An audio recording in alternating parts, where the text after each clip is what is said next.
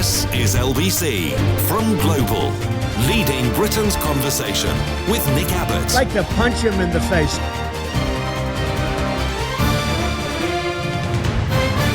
I would say he's incompetent, but I don't want to do that because that's not nice. And you're a nice person. Donald Trump is not a nice person. So he's going to get a book out for Christmas because that's what Jesus wants. It's going to be a picture book. Here's a picture of Melania looking sad. Here's another picture of Melania looking sad. He takes a lot of pictures of you, Melania. I don't care. She's not that bothered. Separate bedrooms in separate houses. So it's going to be much colder than it has been. It's pretty warm for the time of year, eh? But that's all going to come to a crashing halt. Damn it! Snow could hit parts of Britain as early next week, and I sincerely hope that your parts remain unaffected. At the end of the week, snow flurries could hit Scotland. And even if you escape that, it is likely that much of the rest of the country could face overnight sharp frosts.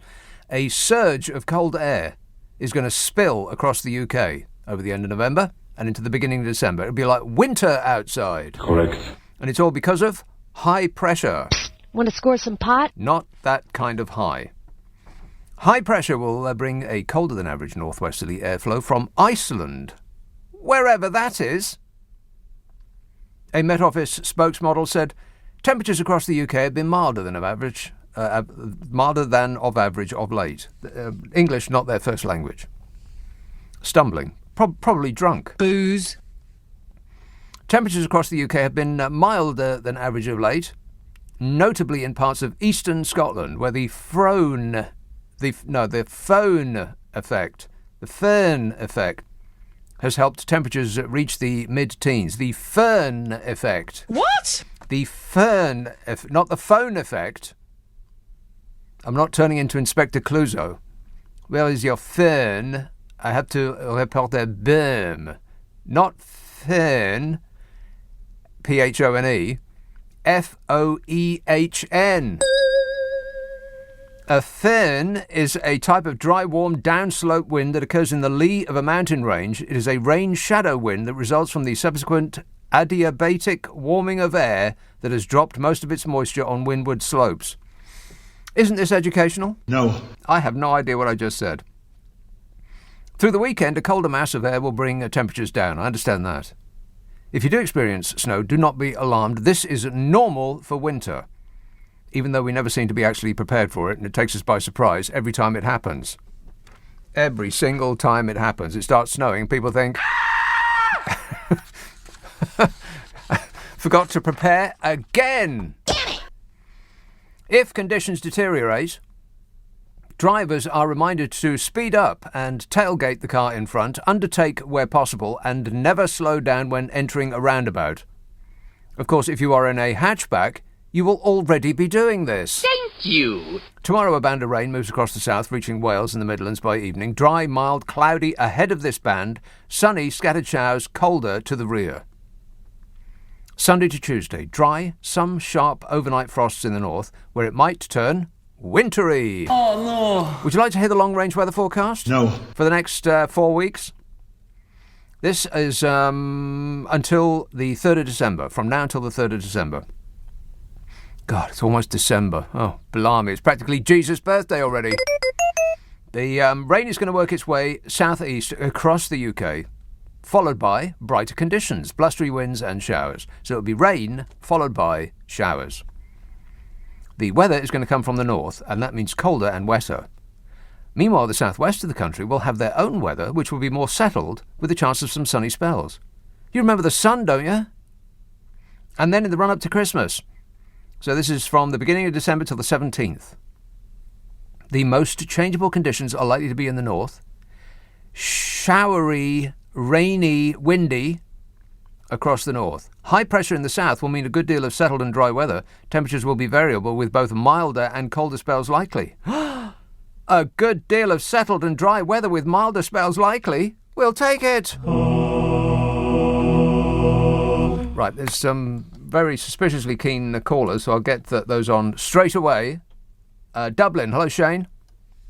Hello, Nick. Shane. I'm just wondering if you're going to be doing your A to Z, because I've got a list that keeps getting longer and longer, but I don't want to be wasting my time, especially with Boris Johnson and his government. Yeah, it's getting pretty full at this point. You don't want to shoot your bolt too quick. I understand. Yes, the A to Z will, as far as I'm aware, it will commence on Christmas Eve. Isn't it exciting? Very exciting. Thank you very much for that, Nick. No, thank you very much. I look forward to it. Appreciate it. There you are, you see. An unsolicited testimonial. Yeah, if you haven't played this game before, the A to Z of the Year is a hoot. They're my favourite shows of the year. Partly because they require zero preparation. I sit with my feet up, smoking a cheroot all day long, and then I bowl in here and people pour their suggestions all over me. The A to Z of the Year. It's a super fantastic suite of shows which start on Christmas Eve and end on New Year's Eve, almost as though the gods had planned it, because it perfectly fits with one letter per hour, apart from at the very, very end, which is the difficult part of the alphabet. I don't know why all the difficult letters are at the end. It was almost like an afterthought. V, W, X, Y, Z. Oh, just stick them at the end. Who came up with that? So apart from the very, very last hour, it's one letter per hour from Christmas Eve until New Year's Eve. They are a hoot and a half, those shows. I think you'll love them. Speaking of holidays, Boris Johnson enjoyed a freebie worth £1,800 at an exclusive private lounge at Heathrow Airport, if you please. This is before jetting off on a free holiday at the Spanish estate of a man he went to Eton with, who he put up in the House of Lords for life. Just a coincidence, nothing to see here. It only looks really bad. What? I've got her saying meh somewhere. Where is it? I can't find it. Never mind. You're doing a great job, Carol. Oh, right, yeah. Bodger enjoyed the facilities at the Windsor Suite. Very, very exclusive. The Windsor Suite at Heathrow Airport. I can only dream of enjoying the exclusive facilities of the Windsor Suite. Bodger enjoyed them. He swept through the place before he and his current wife jetted off to Marbella, if you please. I bet they're still trying to get the red wine stains out of the furnishings. Booze. The facility has previously been used by VIPs, including the Duke and Duchess of Cambridge. Wills and Watsit were there. I bet their scented magisterial aura permeates the napery still. You're doing a fabulous job, Your Majesties. What with all the, all of the... no idea. According to its website, the Windsor Suite at Heathrow Airport, and its website, by the way, will be the closest that you'll get to it. According to the website, the Windsor Suite at Heathrow Airport, guests can... if you try to get there under your own steam, you will be repelled. Trust me. The Windsor Suite at Heathrow Airport, in which guests can await their flight in one of 8 private lounges. It says, meeting you at our private suite will be one of our doormen. Oh, they got doormen. Oh, damn it. I've got the wrong one again. I'm I'm very bad at this job. A doorman. Bing bong. They got a doorman who will escort you to your personal butler. Well, why doesn't the personal butler answer the door? I mean, that seems like there's one too many people doing this job. A doorman takes you to the butler. Well, is the butler incapable of answering the door? I could save them so much money. A butler. A personal butler. It also boasts a food menu from a Michelin-starred chef called Jason Atherton and offers the use of a personal shopper in the main terminal building. What are you going to buy at the airport that you need a personal shopper for? On the way out? What are you going to buy in the airport that you need on the way out that you need a personal shopper for? That's ridiculous. Anyway, it's all for the price of absolutely nothing to the freebie king, His Bodgeness. Yeah. Wait a minute. Zero cost to him. Nothing. Free to those that can afford it. Very expensive to those that can't. Correct.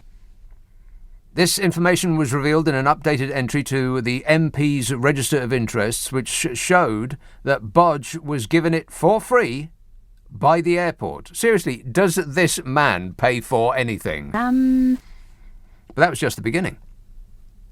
That's just the bit that he's admitted to. We see you, Bodge. We're scrutinising your every move. I think that the point at which he can just go on stage and go, "Paw!" and people go, he's doing his best, and just let him off with any miscreant behaviour, that era is over. But that was just the beginning, of course. Lapping up all of that free luxury, he copped a freebie worth what most people would spend on their entire holiday before he'd even left the airport. It cost £1,800. I think that's per hour. I'll have to check on that. I bet my glamorous assistant wants to check on that straight away. No. Apparently the answer is no. It's a no from him. Correct. And Bodger was, he still hasn't registered the actual holiday part. He's registered the, the stay at the Windsor suite, but he hasn't registered the actual holiday, which had a rental value of £25,000 a night. What? £25,000 a night? What'd you get for 25 grand a night? I mean, it's incredible, really. He's up to his armpits in people yelling at him about MPs making money and taking favours from outside businesses and individuals, and the stench of corruption rising from the regime would peel the skin off the inside of your nostrils, and he still doesn't think any of this applies to him.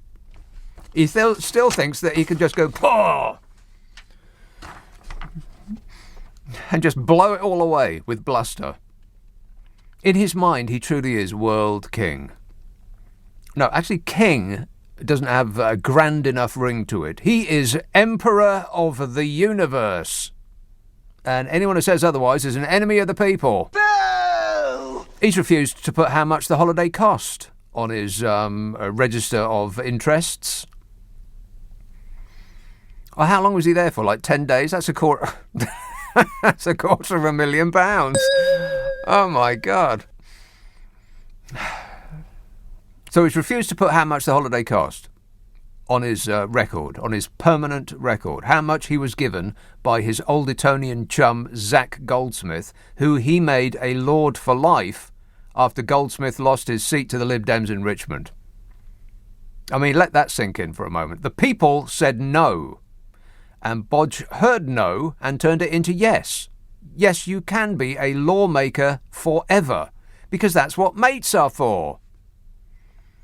And the reason Bodge gave for refusing to reveal how much of a freebie he got is that the estate he stayed at is owned by a friend, so he doesn't have to. Or in other words, I don't want to and you can't make me. That's the nature of our democracy. If the voters say no to someone, the regime makes them part of the government for life, and there's nothing we can do about it. He will be an unelected bureaucrat forever. Truly, we have taken back control. Lord Goldsmith, made Foreign Office Minister after the good people of Richmond voted him out of government. And Bodger pulled him back in again. This is LBC with Nick Abbott. Call 0345 6060 973. Tweet at LBC. Text 84850. So they opened their big mouths, and out came talk. Talk, talk. Let's talk to a chap in Clapham called Daniel. Daniel. Oh, Daniel. Is there anybody out there? Too late. This tweet says, Jake here. Hey, Nick, bad times here in the States. Just my opinion, but the current buzz is all the dinglings were just empowered to shoot protesters. They're celebrating like Trump just won again. Yeah, that guy. Can you believe that guy? I am stunned. Of course, if it had been a black person that had a high-powered rifle and was just wandering through a crowd shooting people, then I'm sure that the court case would have had the same result. Are you kidding me? I think America has jumped the shark. This is, have you heard the news about the new Swedish Prime Minister? Apparently he's the ex-chief executive of IKEA. Oh, no, I'm not going to read the rest of that. No. No. Stop with the Christmas cracker jokes. This says, hi Nick, is it true if you say corruption into a mirror 3 times at midnight, someone in the Tory party pinches your bum? Yeah, and make some off-colour remark about, oh, lovely rump there, what? Something like that. Is this bloke ready yet? Daniel? Hello? Yes, Daniel. Sorry, my mic was off. The red LED light was on, and I thought the mic was on, but no, is the other way around. Well, anyway, that certainly explains that. Yes, go ahead. I hope you are doing fine. Anyway, so you are talking about the new rules with the police, like kind of accessing your doorbells and... yeah, I mentioned that in passing, yeah. Mm-hmm. Yeah, so the thing is, every time I see policemen on the street, I always talk with them and I ask them that I would really like that the Metropolitan Police had an app, a mobile app, and this app would allow us to enable GPS. And if you are in a specific place, say in London, where you didn't feel safe, yeah, you could just have a scale from 1 to 10, saying how safe you are feeling. So, for instance, right now I'm feeling 100% safe. So 100% safe right now, yes. Okay. Well, okay. So I would put 9 or 10. Yeah, 9 or 10. But if for instance, if I go to a specific place like Harrods or something and I don't feel safe. Wait a minute, hang on, back up. You wouldn't feel safe in Harrods? What, because you might get carried away and start flashing the plastic? Very dangerous place to go with a credit card without adult supervision. Yeah, I agree with you. Yeah. No, I mean we are all different. I could for some reason feel very unsafe there. So Right. If statistically, like many people were saying, we don't feel safe in this specific Right, you go room, up to the for watch instance. counter and look at the prices and go, What? I feel unsafe. Yeah. Or maybe if you go like to Leicester Square. And Leicester Square? Of course. and you don't feel safe, No. or a specific street without lighting or something, the police would spot these specific places. Oh, sure. And actually, I would really I could tell all the time, wherever I was in the planet, I could tell the Metropolitan Police how safe How I was, safe do you I was feel? feeling. Yeah. That's an excellent idea. I'll tell you what, Daniel, you create the app, you do the marketing, you get the money together to make it a business success, and we'll split it 50-50. How does that sound? I don't do apps. I do websites, but not apps. But the other thing is, I think all this offer is for a limited period only. Go ahead. The other thing, Nick, I think all newspapers, especially national newspapers, but let's say all newspapers, they should have a section for missing people, because once I had a friend, his name was Robert Gibson, he lived in Gypsy Hill, not far from here, and he was married, he had kids. It was a very tragic thing. He disappeared, and I was reading the newspaper, and because he was a very important people here in Lambeth, he came on the newspaper. This sounds like a trap now. I've got no idea what you're talking about, or who he is, or any of the above. But some interesting ideas there, yes? No. An app that you can dial in how safe you're feeling at any given time. And of course, if you're feeling very, very unsafe, then the police will arrive straight away. Of course they blooming well won't, because there aren't any police anymore.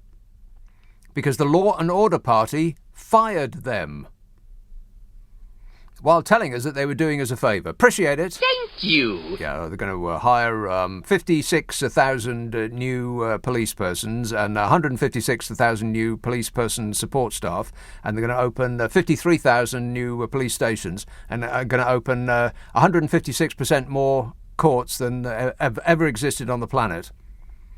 In fact, let's go to Zaphod for the numbers. If you do the numbers, so just really a couple of things. One, 500 and about 100 million, and of course an additional 5.4 billion pounds. Now, you've got to remember, one, 5 million already, and a number of almost 10,000, including.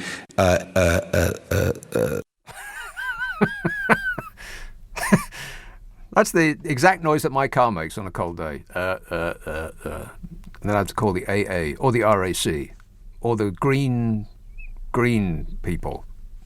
Other pickup emergency car vehicle repair persons are available. I'm pretty sure about that.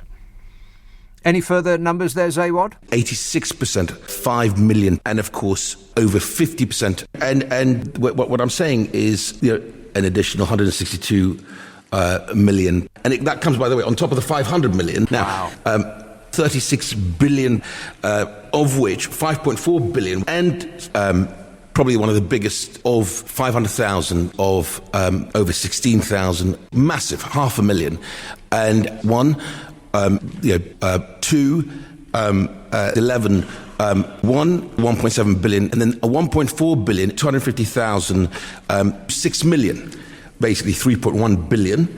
Right now, that's a big number, and that's exactly what I'm delivering. Thanks for delivering, Zaphod. You're the best.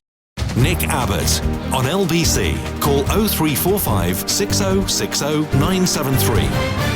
He is a very sick and dangerous man. This tweet from James says, Nick, what happened to all the new hospitals? Well, there's going to be 40,000 new hospitals, which is 120,000% more than have previously been promised under the previous administration. Should we go back? Should we go back to Zaphod for the numbers? No. Okay, then. What happened to all the new hospitals? Well, they are categorising each patient as a hospital. We will be getting 65 million new hospitals. Can you believe that? Yes. This text says, regarding the Windsor suite, passengers do get a private ride to the aircraft in a very posh and comfortable car, worthy of Steve Allen. I worked there occasionally, says Jeff in Wembley. Well, that's no good, Jeff. You've got to tell us what happened. We want the details. Give us the juice. Let's have Tyneham Weir. Hello, Brian. Hi, Nick. Funny story for you. Back in May, when it was quite hot in the summer, during the summertime, right? I was just telling the researcher, this guy I've seen came out of a well-known stationery shop on Northumberland Street in Newcastle. He'd obviously pinched something. There was a big, massive copper van there. These two burly coppers came out, ran after him, and they actually gave up the chase. They were huffing and puffing. They couldn't catch him. He was like, honestly, he was like roadrunner, this lad. Young lad, like, honestly, Nick, he was like roadrunner. Meep, meep. He was like miles past them. They give him chase, and they actually gave up and turned back. And I thought, that's the police of today, overweight, probably sitting in the van eating big McDonald's. These were big fellas, had those daft high-vis jackets on. Mm-hmm. The big green and grey jackets with the word police on the back. They just gave up the chase. They couldn't catch him. Of course, this isn't a funny story, not really, but a little bit. So they couldn't catch him. But, you have to give him a little bit of sympathy, because the police person is weighed down with an enormous amount of kit. I've got no idea. They got the bat belt, and they got their stab-proof vest, and they got all that excellent, comfortable nylon clothing that they're forced to wear. Yeah. They just couldn't catch this young lad. He was away like a rabbit. Yeah. He was gone. It was so strange. I thought, oh my God, they can't even catch him. There's two of them after him. Well, that's why God invented guns. Oh, absolutely. If it was America, please stop. Boom, boom, boom. Yeah. Well, I think it goes boom, boom, boom. Police, stop. Yeah, exactly. All right, thanks for the bad news, Brian. Couldn't catch him. I have noticed that on the very, very seldom occasions that you do see a police person, they don't look like the fittest people in the world, do they? Not really, no. This says the government has mysteriously been unable to locate the minutes of a conversation regarding the lucrative Randox contracts. What a crying shame. Oh, well, never mind. I mean, democracy is overrated, no, says Darryl in Hove. Or Harold in Dove. It's unclear. Yeah, democracy. We should try that one time. Greenford. Hello, Paul. Hello, Nick. Yeah, about that Goldsmith, I thought he'd be in Burke's Peerage or Who's Who. Doesn't he belong in the House of Lords? But also his sister, Jemima Khan of Imran Khan fame. Very interesting. Won't it liven the place up? Wow, that's the most sexist thing I've ever heard in my life. Go ahead. Yeah, I think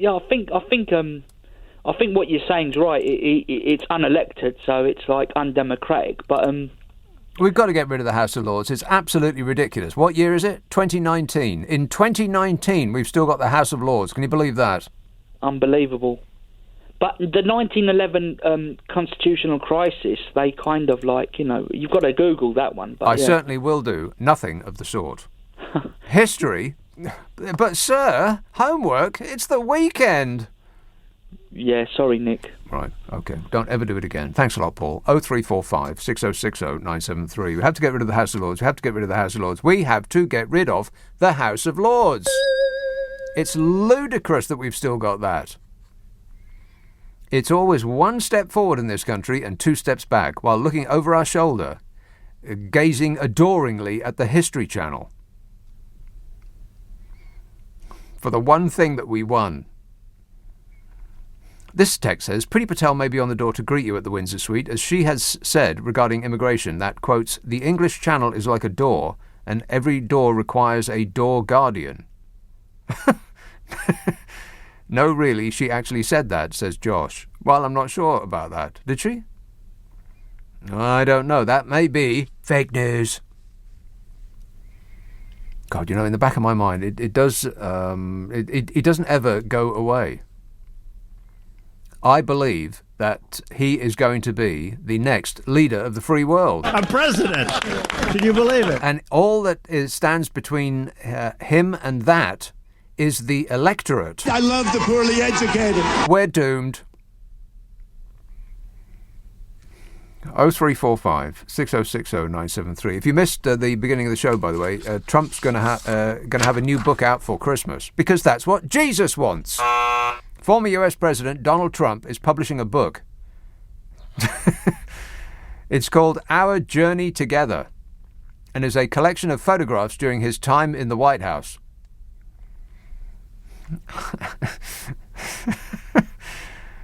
Trump says his message is being heard bigger and better than ever. God, that's just so him. Bigger and my message is being heard better than ever. What on earth does that mean? He's shouting louder? His message. What is your message? Lock her up. And his political journey isn't over, he says. Well, yeah, just keep going in a straight line, Donny. Don't stop.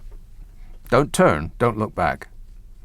Just keep on keeping on, as we wave you a fond farewell. Bye-bye. This text says the royal family is a $28 billion empire that pumps hundreds of millions into the UK economy. What? The royal family is a $28 billion empire? What does that mean? I'll just read ahead and see if any of this makes sense. First of all, it starts royal family, which is not the way to start a sentence, not as far as I am aware. Royal family is $28 billion empire that pumps hundreds of millions into UK economy. Boost to UK economy from Harry-Meghan wedding was at least $1 billion. Might be worth mentioning this before we criticise them. B in Bracknell, brackets, Indian man. What on earth does any of that mean? First of all, the royal family isn't valued in dollars.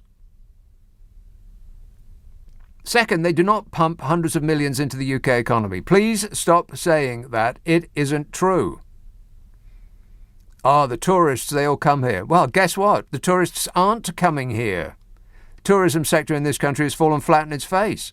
So if that's the reason that we employ them and pour hundreds of millions of pounds a year all over them, then we should fire them because they're not doing a very good job. You can't have it both ways. You can either say that they're great for tourism, but only if tourism is still a thing, which it isn't. Tourism is doing worse in this country than any other major economy, as far as I'm aware. We are at the bottom of the list on that and so many other issues. But it's not because of Brexit. Goodness me, no. Why would I think that?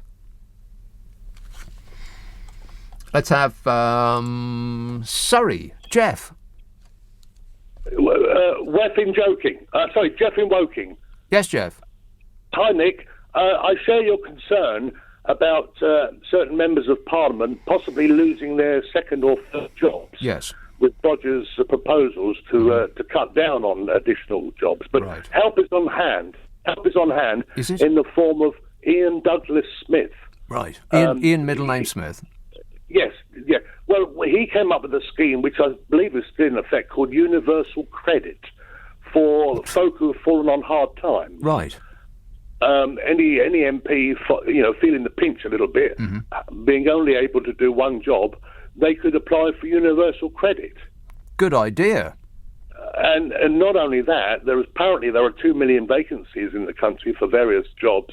They're more than welcome to apply for those. Yeah, they could work in an abattoir, perhaps. But please, for goodness sake, Nick, don't do away with the House of Lords, because Bodger's younger brother, as you know, has been recently appointed there, young Joe, and he would find himself on universal credit himself. Right. Let's have a heart. Let's a little bit of passion, a little bit of compassion into the debate tonight, please. You are quite right. I didn't think things through. Yeah. Well, there you go. I rest my faith. Thanks for setting me straight there, Jeff. This text says, hi, Nick. If Trump puts his photos in a new book, if he puts them in the right order, does he get extra points? If you get it in order, you get extra points. Leading Britain's conversation. LBC with Nick Abbott. Are you trying to be funny? Because I'm all out of laughs. Can you believe it? More than a quarter of Tory MPs have second jobs with the firms whose activities range from all sorts of shady and crooked-sounding escapades. Not quite the word I was going for, but that's the one that presented itself to me. Oh, blimey. You think of some dodgy business and they're making money out of it. Or as Number 10 would say, nothing to see here. The Register of MPs' interests show that more than 90 out of 360 Tories have extra jobs on top of their work in Parliament. And shall we assume that there's actually much more than that? It's just that those are the ones that haven't found a loophole that they can abuse to stay within the rules while staying outside the rules. Because that's the refrain that you hear so many times. Oh, but everything was done according to the rules. That just means that the rules allow them to get away with absolutely anything they blooming well like. So that's an excuse. Oh, but it was all done according to the rules. Right. 90 out of 360 have admitted. The highest earner, Andrew Mitchell, MP for Sutton Coldfield, who made £182,600 for 34.5 days' work in a variety of financial advisory roles. That's £5,300 a day. What? £5,300 a day. Which is considerably more than the already quite high £450 a day that MPs get for supposedly acting in the interest of us poor dopes who pay taxes. They're part-timers, MPs. Who knew? Geoffrey Cox, the former Attorney General, is making around £1 million a year as a Brian Blessed impersonator. Paw!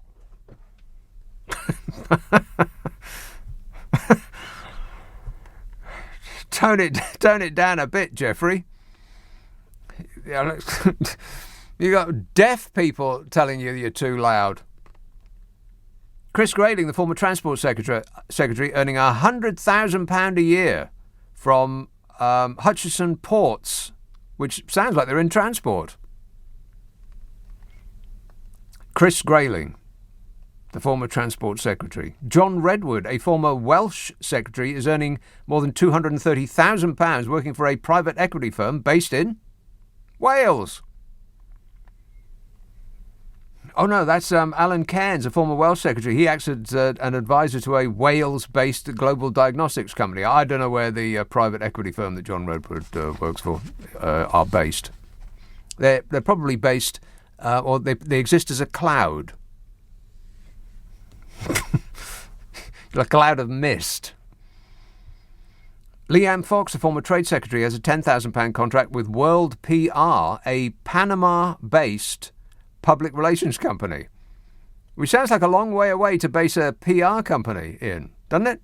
I mean, is it just me, or does a Panama-based public relations company sound a bit counterintuitive? A PR company in Panama. Okay. Of course there are loopholes. Of course there are. That's why they can always say, but everything was done according to the rules. You can own shares in a company, and you don't have to reveal how much of your shares have increased in value, even if they have done so because of the actions of the government that you are a part of. What a wizard wheeze, eh? 2 Tories have jobs linked to the gambling industry. Bet nah. More than 30 MPs have jobs that can be considered a direct political consultancy. Dozens more have lucrative board seats and advisory council jobs that are likely to involve giving political advice. Some are also earning money through personal service companies, an arrangement that can help lower their tax bills. Or, as number 10 would say, nothing to see here. Yeah. Wait a minute. It comes as research from Savanta Comres found that almost half of UK adults that expressed a preference oppose MPs being allowed to have a second job alongside their role in Parliament, with just 1 in 5 supporting it. 1 in 5. Wow, that's 30%. It's ridiculous. Of course they shouldn't have second jobs, for crying out loud. Is being an MP, is running the country not job enough? And who are the 20%, by the way, the 1 in 5? Who are those people that said, oh no, it's perfectly all right? Do they get the news where they live? Richard Bergen, the former Shadow Justice Secretary, said MPs should not be lining their pockets by moonlighting in other roles. And it's especially outrageous when it's happening during a public health crisis, he said. Correct. Like it needed saying. Of course. I think the public health crisis was probably the best time for a politician to make money at any time outside the war. I mean, if you are a friend of a government minister and you have not recently increased your bank balance by an 8-figure sum, well, you either aren't trying that hard or you lost your phone, got a new number, and you haven't told everyone yet. And the excuse they give for all this is that people must have outside interests, otherwise we won't be able to attract the best people to be in government. Well, here's a novel thought. If this lot are the best people, maybe we should go ahead and ban all outside earnings and just see what the second best people are like. I mean, they couldn't be much worse, could they? I can't comment on that. Blah, blah, blah. Islington. Hello, James. Good evening. Good evening, Nick. How are you? Good, thanks. I'd just like to know.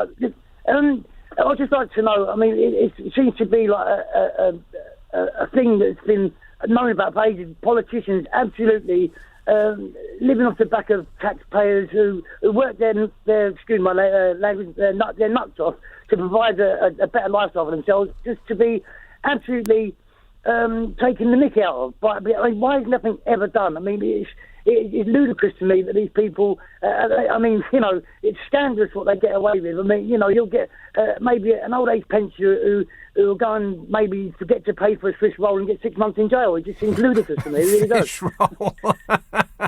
Fish roll. Where did that come from? I mean, for example, just an example, Nick. I'm just saying, it's scandalous the injustice of it all, isn't it? I mean, really. It's almost as I just wonder though why nothing gets done. it's almost as though it's one rule for them and one rule for everybody else. But that couldn't possibly be true. Not in modern go-ahead Britain. Yeah, absolutely. I mean, unless we're all absolutely blind and deaf, I mean, it's just ludicrous for me. It really is. I mean, I don't know. It's just so annoying for me. I mean, we all work, or most of us work very hard. Yeah. Work your socks off, as you previously described. Yes, your socks off. Yes, that's what you said. Mm-hmm. Just to get bled dry. For it, and for no results at all. James, the people knew what they were voting for. Apparently, that's what I've been told over and over and over again. So this is what the people want. We must obey the will of the people. Correct. Is anybody having second thoughts? Anybody having buyer's remorse yet? No. No, they're still sticking with it, James. Thanks a lot, mate. A fish roll, you say? What's a fish roll? Like fish in a roll? That doesn't sound... Seems like an odd choice, doesn't it? Burger in a roll, yes. Sausage in a roll, of course. Cheese? Cheese and pickle and lettuce and cucumber. Ooh, I could eat that right now. But fish in a roll. Actually, they do fillet of fish, don't they? So that's not too insane. But it would have to be something that doesn't look like fish. Like, you don't want heads and bones and all of that. I prefer my fish to be square, breaded and in a box, with instructions on the outside. I don't want it to look as though it was ever part of an actual fish. And I feel the same way about meat, too. I mean, when you think about where it comes from, then you think, ooh, I mean, rump steak, really? Disgusting. Which part of the animal's that come from then, eh? And I maintain my position that I've been disseminating on this show for a good long while. If we all had to take the bits from the animal to make our dinner, every single one of us would be vegetarian right now. Oh, do you hear what George Useless said the other day about abattoirs? I'll come to that in a minute. The hits just keep on coming. Rock and roll! It is. It's a wonderful time to be alive, ain't it? No, not really. It's an interesting time to be alive. That is absolutely true.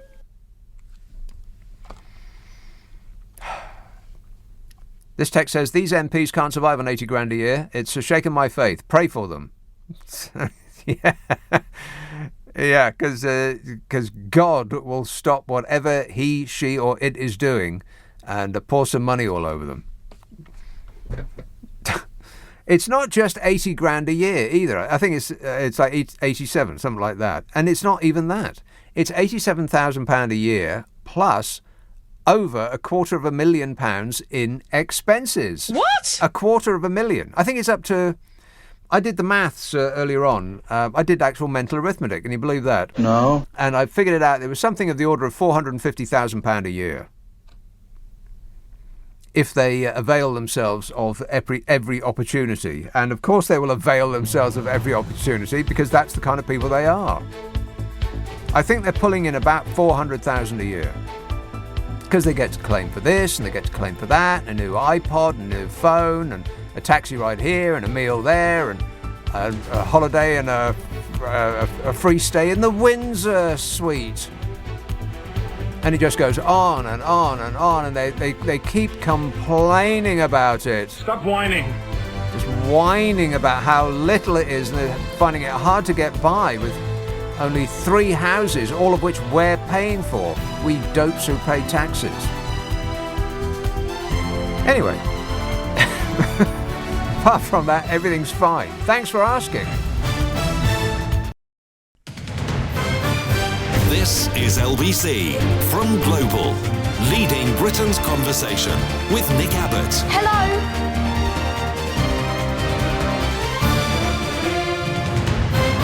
Hello? Number please.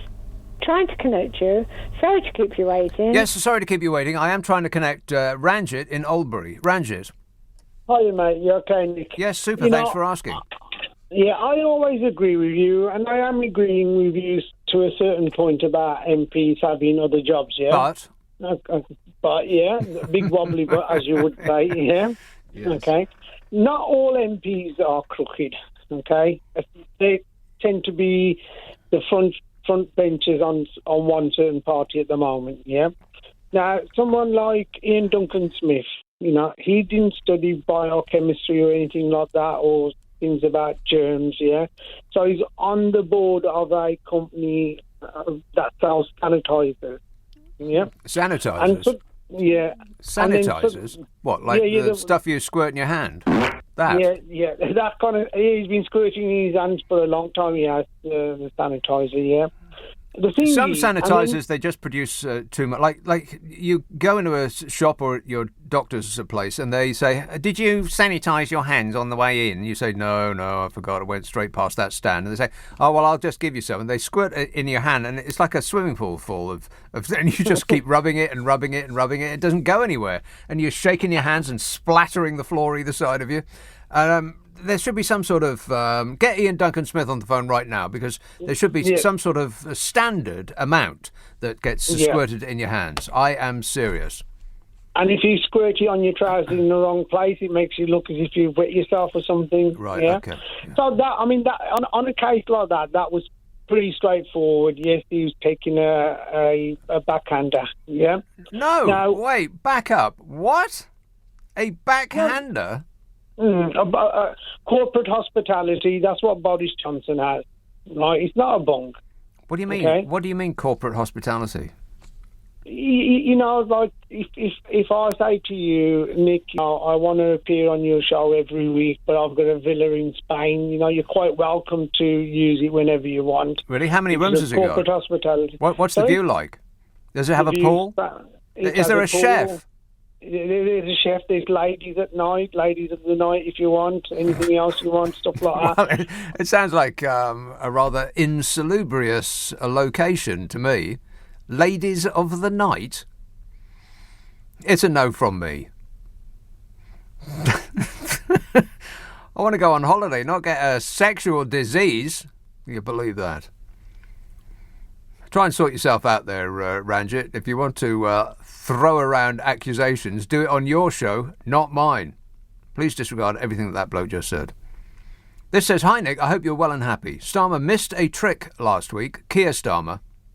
If I were him, I would have kicked out the 12% of Labour MPs utilising the MP rental money-making scheme immediately. I heard the other 88% were Tories. Oh, what a surprise, says Kay Harding. Are you surprised? No. Not really, no.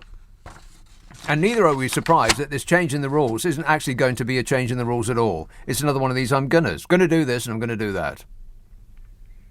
Fewer than 10 MPs are likely to be affected by Boris Johnson's proposed rule changes on second jobs. Fewer than 10 MPs are likely to be affected by Boris Johnson's proposed rule changes on second jobs. This is the rule change. It's like, oh, okay, I give in. We understand the public's ire, and we are definitely going to do something about that. No, of course they're not. On Wednesday, MPs voted to back Downing Street plans to restrict outside rules, to restrict outside work to, quotes, reasonable limits. Which is as meaningless a phrase as has ever been put to paper. Reasonable limits. I mean, who decides what the word reasonable means? And who hires the people to do the deciding as to what the word reasonable means? It's not the dear leader by any chance, is it? And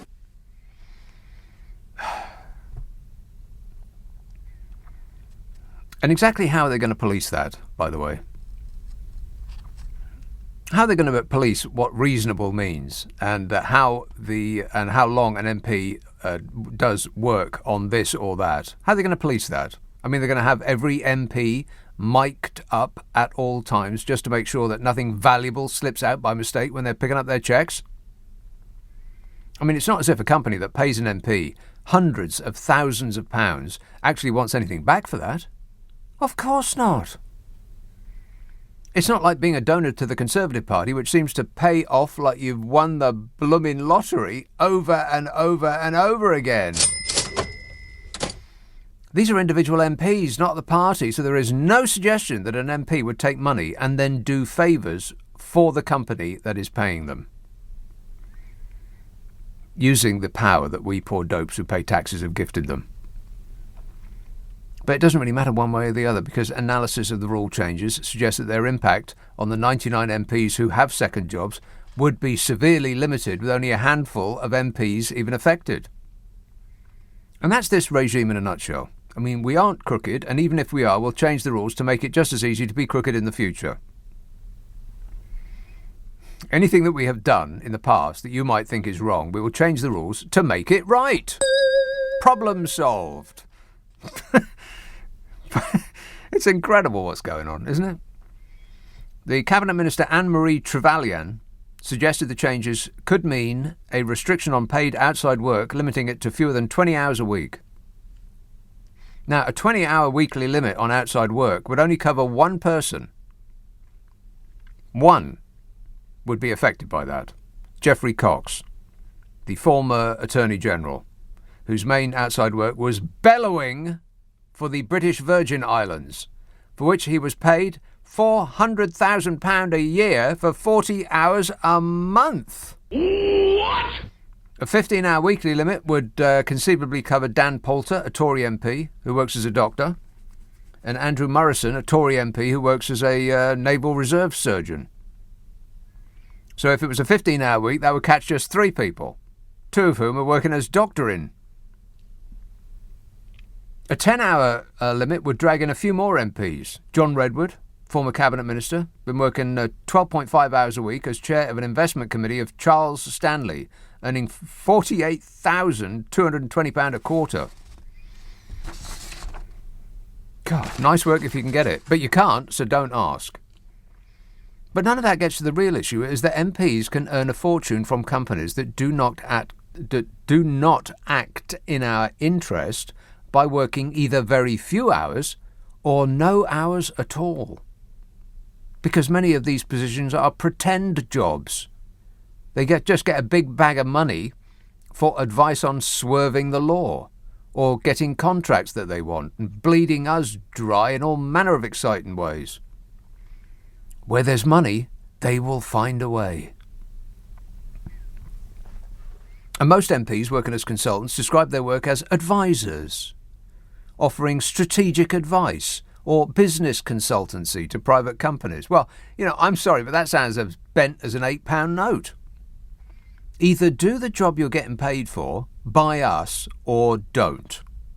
Don't use the job we pay you for to crowbar yourself in with private companies who want to use the power that MPs have been given for their benefit, not ours.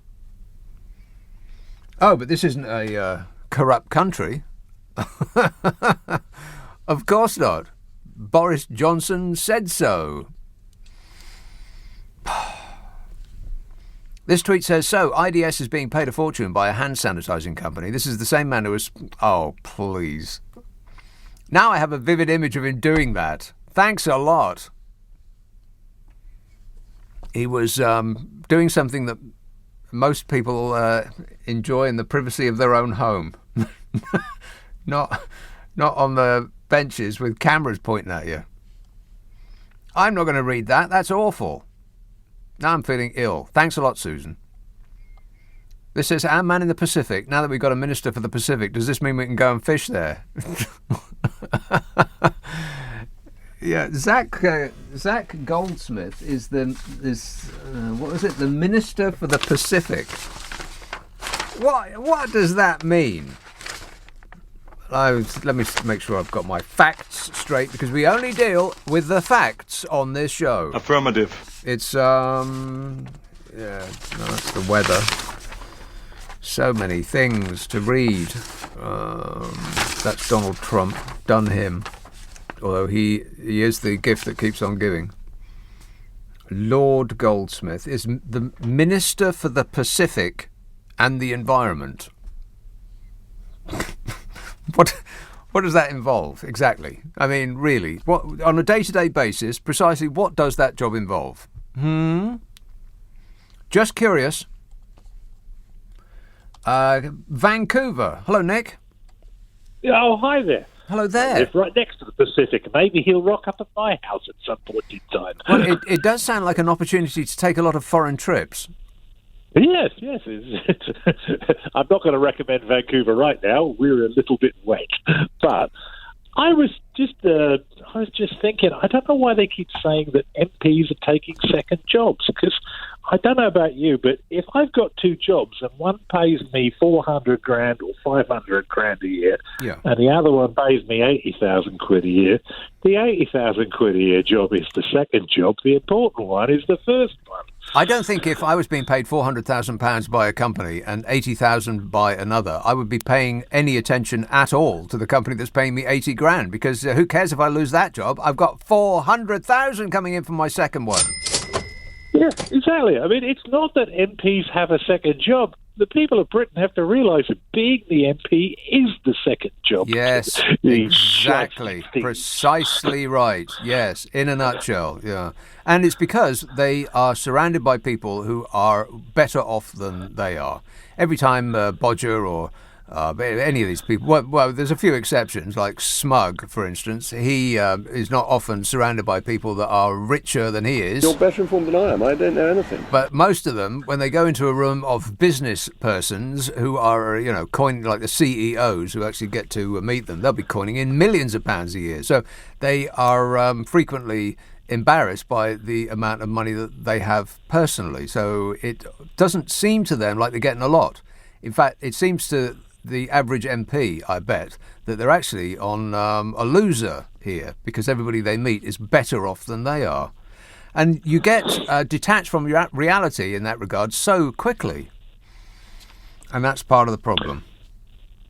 Yeah, I mean, we have 12 MPs in Canada that have other sources of income. 6 of them are lawyers, and they were lawyers before they were ever MPs. Yeah, lawyers before they were liars. I could sort of agree with that to some degree. Like if you had a job before you became an MP, that's not entirely shysty, that you maybe keep your toe in the trade until you leave and go back to it. And then the other 6 are guys that had companies of some sort, that they were their companies, family companies or what have you, and they maintained some kind of small working position in those companies. Right. And that's it. And that's because the rules here are, if it in any way involves you being an MP, you can't do the job. Leading Britain's conversation, LBC, with Nick Abbott. Right, so what are we doing? Gibbon, we are doing a radio show, but it does remind me that I do a podcast with Carol McGiffin. Yeah.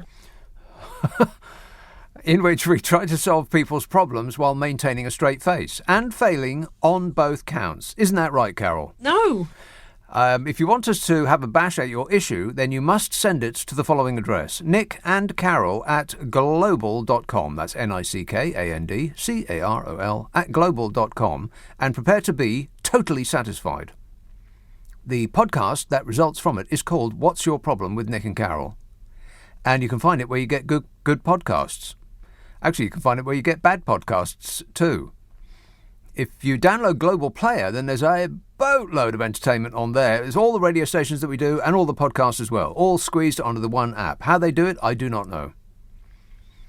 Download it from your favourite app store. Global Player is what it's called. Ask for it by name. And also the podcast that I do with Carol is called What's Your Problem with Nick and Carol, which I think you'll find a right laugh. 0345 6060 973. Glasgow. Hello, Glenn. Hi, Nick. Glenn. Can I jump onto my soapbox at Speaker's Corner? Of course.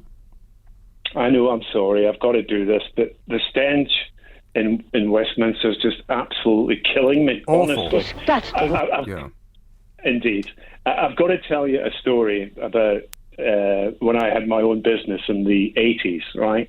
And let's say I was an unpaid tax collector for the government, in fact, it was a Tory government even then. But anyway, that's another story. And I owed Mr. VAT man a couple of £1,000, and they came a chapping on my door for a couple of grand. Yes. And yet the Tory party right now, I mean, tens of thousands of pounds and are getting off with it. I mean, what the hell? If you're a friend of the regime, as I said at the top of the show, and you have not increased your bank balance by an 8-figure sum, then you haven't been trying very hard.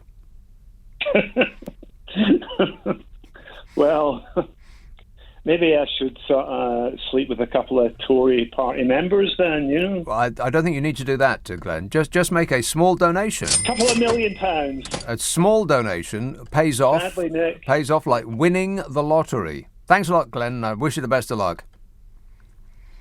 This tweet from Benjamin says, hockey is brilliant. It's like boxing, but without the rules. If I want to see boxing, but without the rules, I'll just hang out at a pub on the Old Kent Road. This says, I'm having some cheese and onion crisps with my cat. Do cats eat cheese and onion crisps? I bet they probably do. I was wondering, when do you eat and sleep when you're doing your show? Mostly during. Thanks for asking.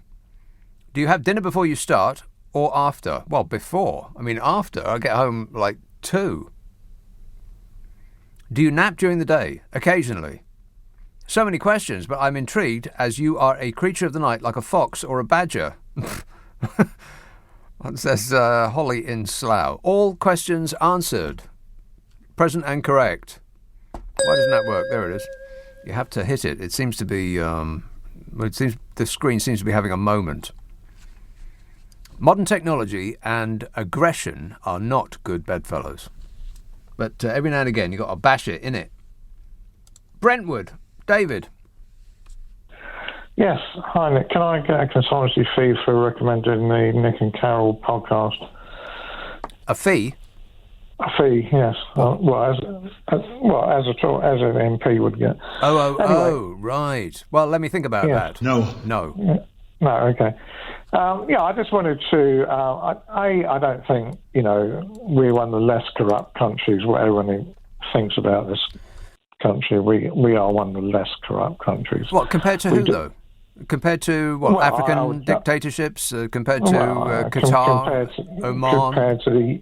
Compared to the US, and I would say the European Union. Oh, please, do me a favour. We have to be one of the most corrupt countries on the face of the earth. Because, and I'm not talking about what the MPs get away with. I'm talking about what this country does for a living, which is washing clean the international criminals' super rich, ill-gotten gains.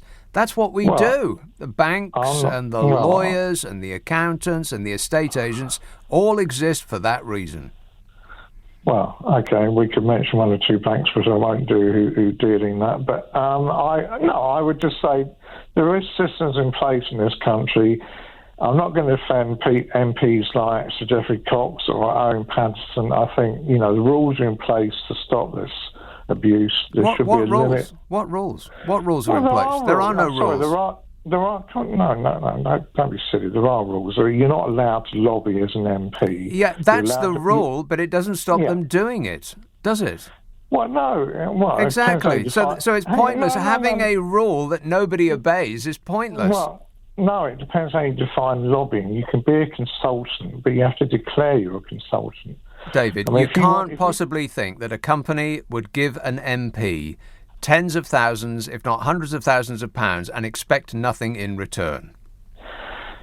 Yes, I accept that, but you have to remember, when they stand up in Parliament and make a question on behalf of a company, they have to declare an interest. That's not how it works, and you know it. They don't stand up in Parliament and declare their interest in a company. They just, by a nudge and a wink over a drink, and contracts are signed and directions are decided, and that's how it works. Well, you might think that, but I mean, the reality is they all have to declare where they receive their income. I personally think we don't want professional MPs. I don't think people who join, come into Parliament from university, work as a researcher, then become what they call a SPAD, and then become an MP. I don't think those people are particularly useful. Not democracy. I think you do need people who have outside business interests. I mean, in years gone by... But that system has delivered us this lot. Are you completely satisfied with the current regime? But that's the system that you're defending. Well, I'm only defending it in terms of I think it should be police better. I mean, I think there should be a limit on consultancy income. I think if you earn 80,000 as an MP, I think your limit should be half. So the maximum you could possibly earn as a consultant is 40,000. Yeah, but there's so many get-outs and loopholes and ways around those kind of rules. So I'm not going to pay you in money. I'll pay you in shares, which you don't have to declare. Problem solved.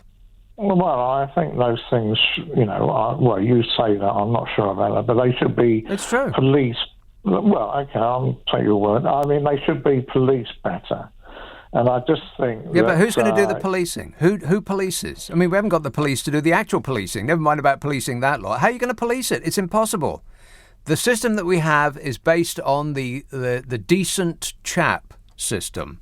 Everybody expects everybody else to act like a decent chap. Well, we are long past that. That may have been the case when everything was in black and white. This is LBC with Nick Abbott. I really like you. Do you like me? Yeah, sure, why not? This tweet from Jacqueline says, my cat loves cheese and onion crisps. She wakes up when she hears the packet open. Well, put this to her ear. Now what's she doing? This text from James, I bet cats actually really love cheese and onion crisps. I mean, thinking about it, you'd think that they'd be absolutely lip-smacking, loving it. Just like dogs like chocolate. It's very, very bad for them, apparently.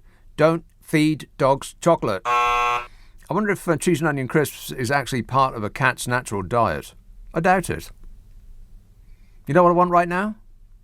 A bag of cheese and onion crisps. That's the power of advertising. Just say it over and over again, and suddenly you want it. I bet if we scoured the building, I bet Steve Allen has left a couple of packets of cheese and onion crisps in his wake. He trails snacks like you wouldn't believe. It's like somebody backs up a lorry full of snacks every time he enters the building, and it just pours through the door. It just washes through every floor in the place. There must be a couple of packets of cheese and onion crisps that he's secreted to somewhere about the place. This text from James says, their mates can run the independent oversight committees to, quotes, police them. Yeah, that's exactly what's going to be. Bodger will appoint somebody to police him.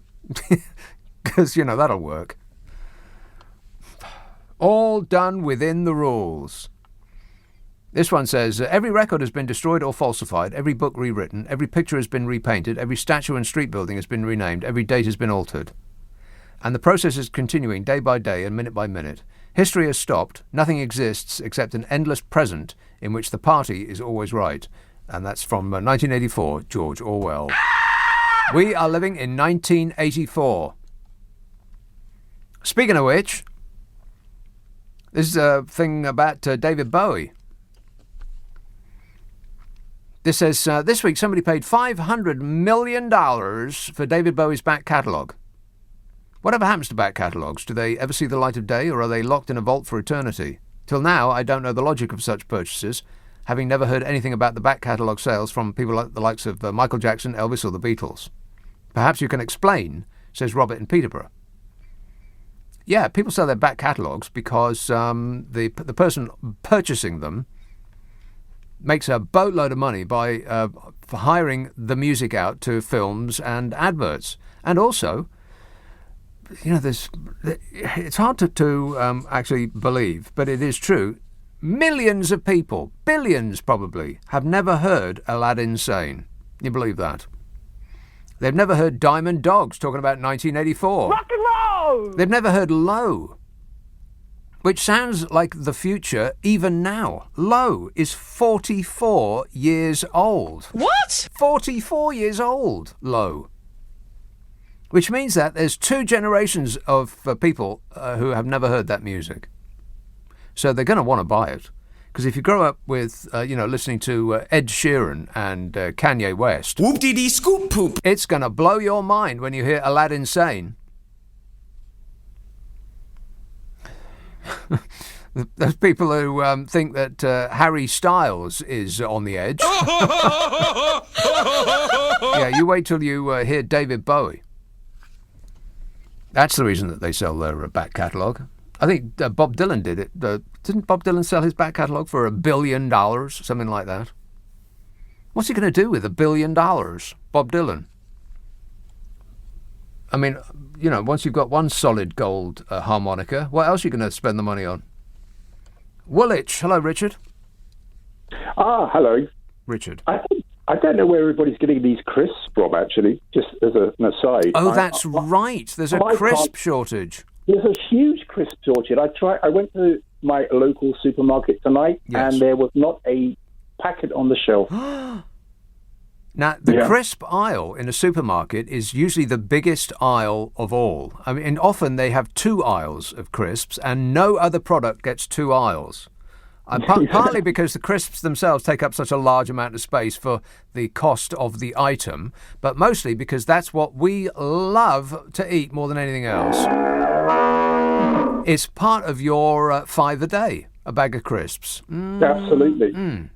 But it did have the posh crisps, you know, the sort of the gourmet crisps. So they're like 4 times the price of a standard packet of crisps. Oh, the gourmet. You're better informed than I am. I don't know anything. Oh, gourmet. Oh. Have you had tortilla chips? Because that's my favourite. Actually, no. Maybe I should. Because they don't come from the European Union, maybe they have those in the supermarket. Evil European crisps. No, we don't want that. No, tortilla chips. Okay, I'm going to tell you how to eat them. Put them out on a tray and put some tomato sauce all over them. And then grate some cheese on top. Pepper them with some of those little chilies that you get in a jar. And you can thank me later. No, wait. I've changed my mind. You can thank me now. Thank you. Thanks for that tip, Nick. What I really wanted to just say is a kind of reflective point that I get angry every week. There are stories that come out every week about this government and about Bodger in particular, and the winter sweet is the latest one that makes my blood boil. Yeah. And my question is, what can we do with that anger? Other than calling LBC, and it seems to me that everybody's angry, but that's the winning card that this government has, because we're not organised and our anger is it's not going anywhere. Right. They will try to direct that anger at other people. They're trying really hard to direct your anger at people in boats. And for those that haven't bitten on that particular issue, they will certainly try something else. The French are being mean to us, or it'll be feckless single mothers, or people gaming the universal credit system, or they'll try to make you angry about people below you on the ladder. To distract you from the truth of it, which is that it's the people above you on the ladder that are pushing you down, rather than people beneath you pulling you down. And how can people, though, buy it? I mean, you had the caller just on before the news, basically saying they're doing their best, basically. And mentioned Europe within 2 seconds of the conversation. And so it's always seems to be back to this kind of Brexit issue, and Brexit, as you say, Brexit is the gift that will keep on giving for the regime as long as they keep it going as a news story. If they keep picking fights with France and then blaming France for being mean to us, then this will just run and run, which is the reason that I don't think they will ever settle Brexit. Brexit will never get done. They'll always be complaining, always whining that, Europe's being so unkind and they're being unreasonable. And, that's the reason why all of our Brexit promises haven't come true, is because the European Union are being mean to us because they're jealous. Nonsense like that. That will keep going forever. And the people will buy it because... I love the poorly educated. In a nutshell, Donny... Yeah, it's a depressing time. It is. But what can you do? Bottle that rage, Richard, and keep it at front of mind. Don't let it flip your wig. Don't let it blow your top off. But keep it in mind, because at some point, assuming that the regime doesn't take over and live in power permanently, at some point you will be able to vote one way or the other. Good point. Yeah. In the meantime, I just see if I can get some crisps and comfort eat. Yeah. Well, that's a good plan there, Richard, and I wish you the best of luck. 0345 6060 973. On that subject, this text from Kath Theth. Onions are poisonous to cats and dogs. What? Are they? Yeah, but are there any onions in a cheese and onion crisp? I mean, are there? Really? Onion powder? But was any onion actually executed for the production of these crisps? Onion flavour? Perhaps. But does that actually contain any real onion? I don't know. What are you asking me for? Anyway, she says, onions are poisonous to cats and dogs. I want a cheese and onion crisp butty now. Ooh, that sounds great. A cheese and onion crisp butty. Ooh, now that is top quality dining, that is. Now, you'd have to cut the crusts off, because you don't want to have the crusts get in the way of the crisp. Because there's only two textures that you want in your mouth on a cheese and onion butty. You want the soft white, and it has to be white bread. Don't even think about putting it in brown. White bread. Tasteless white bread, lots of butter, and cheese and onion crisps in the middle. This is LBC with Nick Abbott. Call 0345 6060 973. Tweet at LBC. Text 84850. Shut up. I can't. This text from Helen says, my boyfriend at the time in the 90s and I once played Aladdin Sane from our holiday balcony in Ibiza. In Ibiza, going mental. She said, I played Aladdin Sane very, very loudly on the balconies, and the other balconies cleared after the piano bit. Presumably you're talking about the song Time. Because there's a bit after the piano bit where he says, time is waiting in the wings, speaks of senseless things. His script is you and me, boy. And then he goes, disgusting. A little bit rude. Yeah, don't play that loud. Like I made the mistake of when I got New Boots and Panties by Ian Dury, playing this track on the second side of that. Oh, my goodness me. Disgusting. Awful. Rock and roll! What a bad man. 0345 6060 973. This is your producer's homework. You did this? He's nodding. Good. Nodding works on the radio.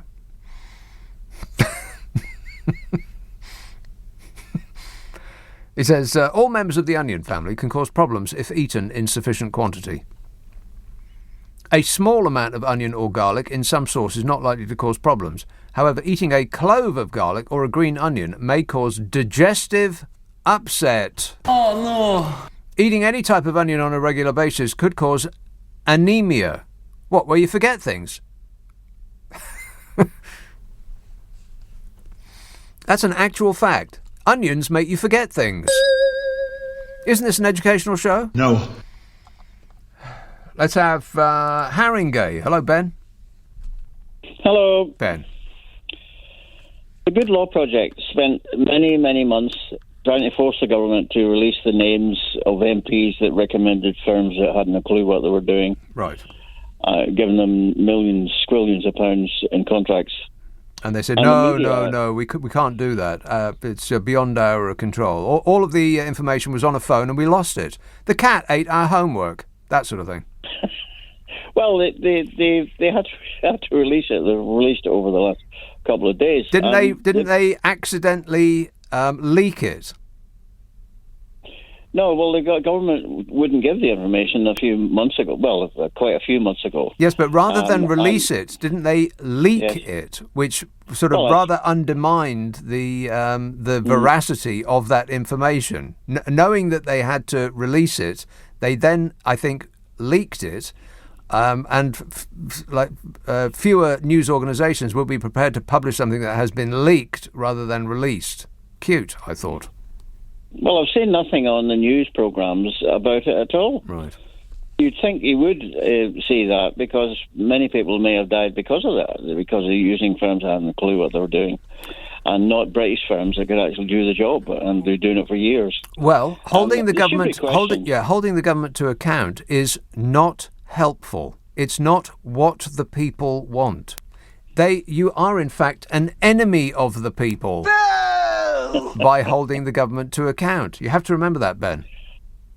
Well, they have to have people like Matt Hancock or somebody like that actually recommended these firms and asked them why they did it, and did they get any payment for it, or what happened, or buy shares, as you suggested earlier. Unfortunately, all of that information was all of those deals were conducted on burner phones. And they threw them away. So we've got no further information. Apologies. Well, the other one is the pandemic, because 10,000 people have died since they opened the schools, and nobody bothers. We're quite comfortable with that. It's only a lot of Ben. It's only a lot of dead people. I mean, let's not get carried. It's not serious or anything. Let's not get carried away.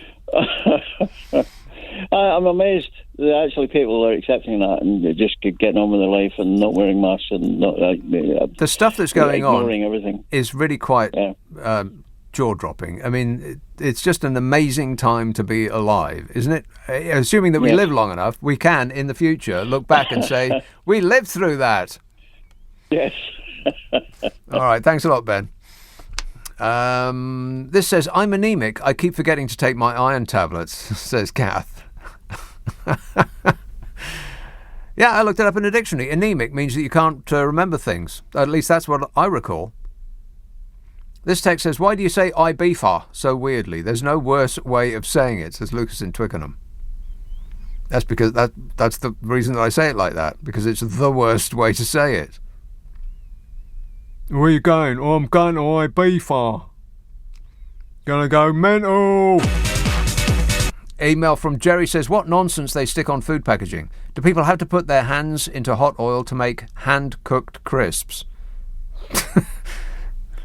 Do hands ever touch them until they get eaten? Hand-cooked crisps. What's a hand-cooked crisp? How can you have a hand-cooked crisp? What's that rumbling? Either an army is doing manoeuvres above us, or there's or Santa has arrived early, and Donna and Blitzen and all of the rest of them that I can't remember right now are making a heck of a racket. Keep it down, Santa. Trying to do a show here. This says, have you ever seen outdoor reared pork sausages slithering around in green fields before being caught in nets and packaged up?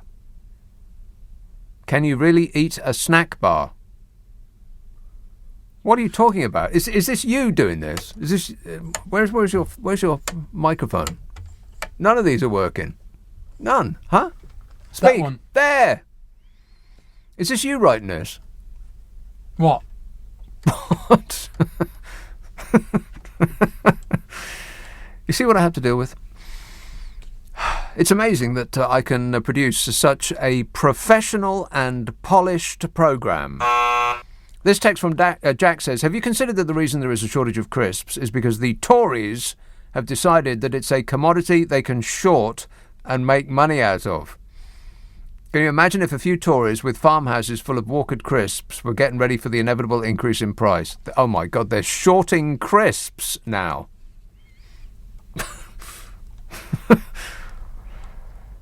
I saw something that said that we as a nation eat 2 packets of crisps per person per, is it day or week? Either way, it still seems quite a lot. I mean, I don't eat crisps hardly at all ever. I eat tortilla chips, but that's different. That's a health food. Particularly as I've described it. And basically, it's like a pizza. I'm not saying I'm obsessed with pizzas, but if I could eat pizza morning, noon and night, 7 days a week, I'd do it. So in the absence of a pizza, you take tortilla chips and you spread them on a tray. And then you put tomato sauce all over them, and then cheese on top. And like I said before, I'm repeating myself, aren't I? As I often do after I've eaten what I'm describing. Repeat myself frequently. Disgusting. Have to walk outside, just to clear the air.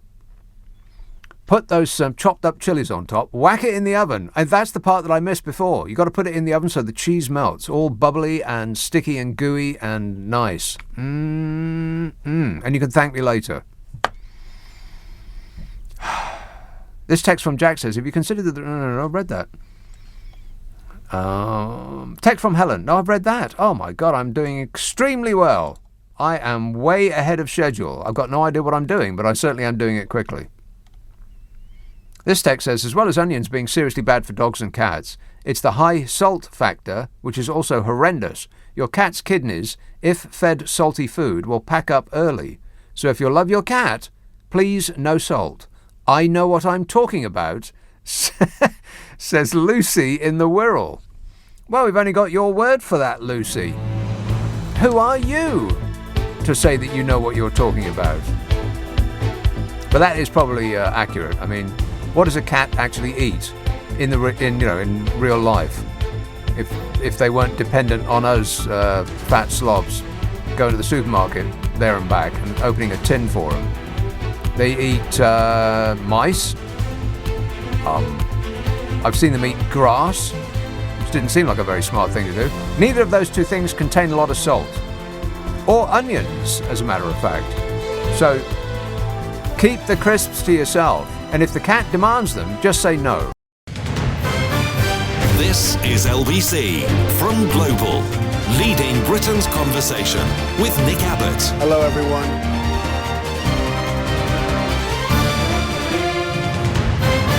I don't give out my number to anybody. Anybody. 0345 6060 973. Donald Trump's bringing out a picture book. Melania will not be included. I don't care. Not remotely bothered. This text from Waz in Derby says, I keep finding earwigs in my house. What should I do? Get UB40 on the phone. They need to re-record that song. There's earwigs in my house. What am I going to do?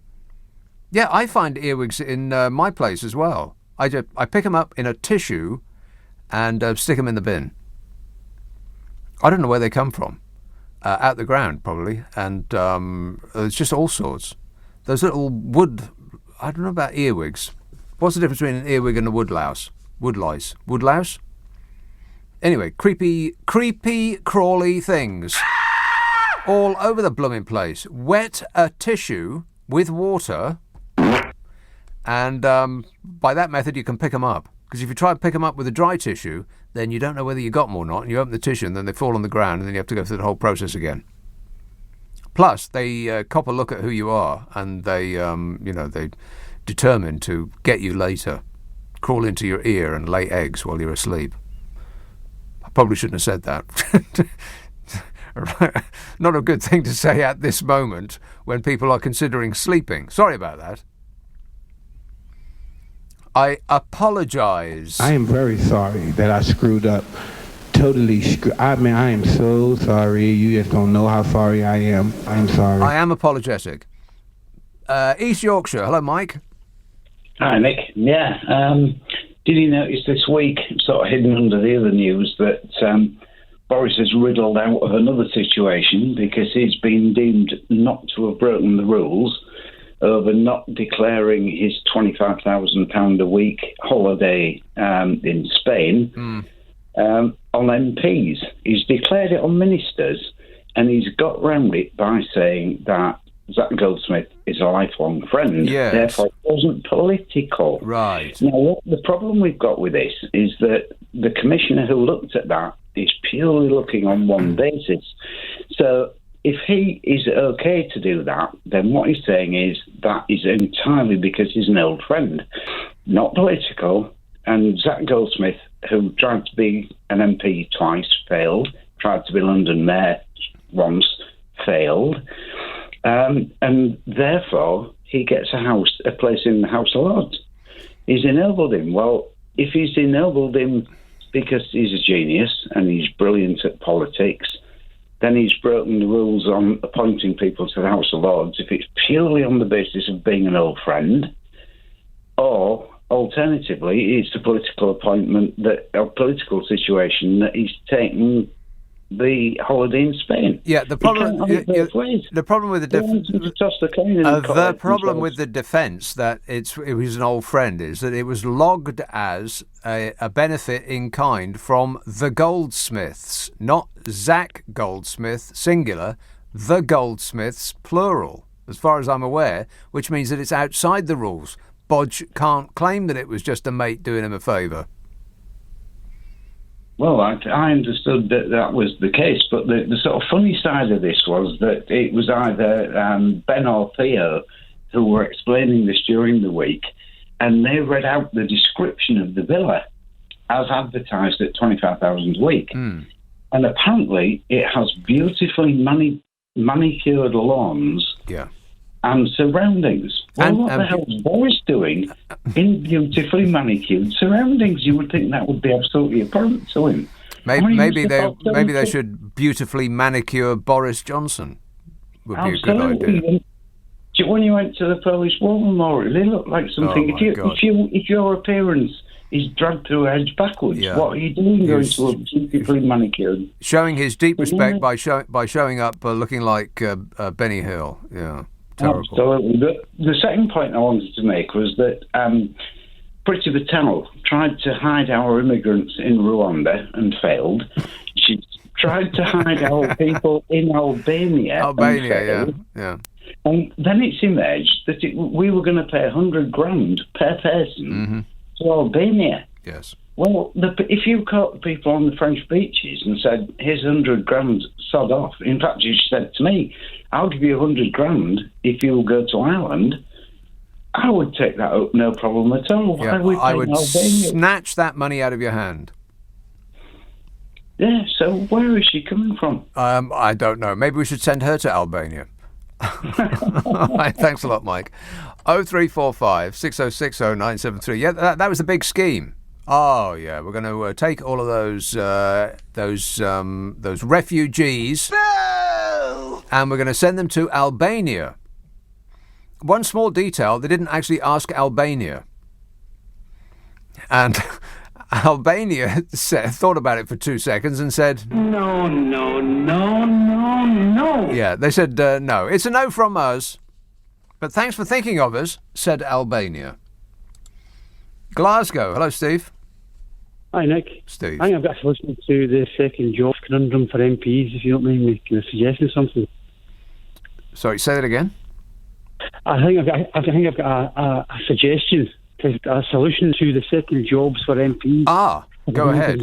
Right. I say they can keep their second jobs. Absolutely, keep the second jobs all they want, but in the interest of levelling up and being in it all together, I think it should have the same system as those people who are on universal credit. And that any extra pound they make above their wage is taxed at 60%. So any extra money, and it comes off their main wage. So they can make as much as they want, but if we're all together and we're all one big happy family, as we are, they should get the same treatment as those people who are on universal credit. Every pound you make above your wage, 60% goes off your main wage. And we'll see how long it takes them.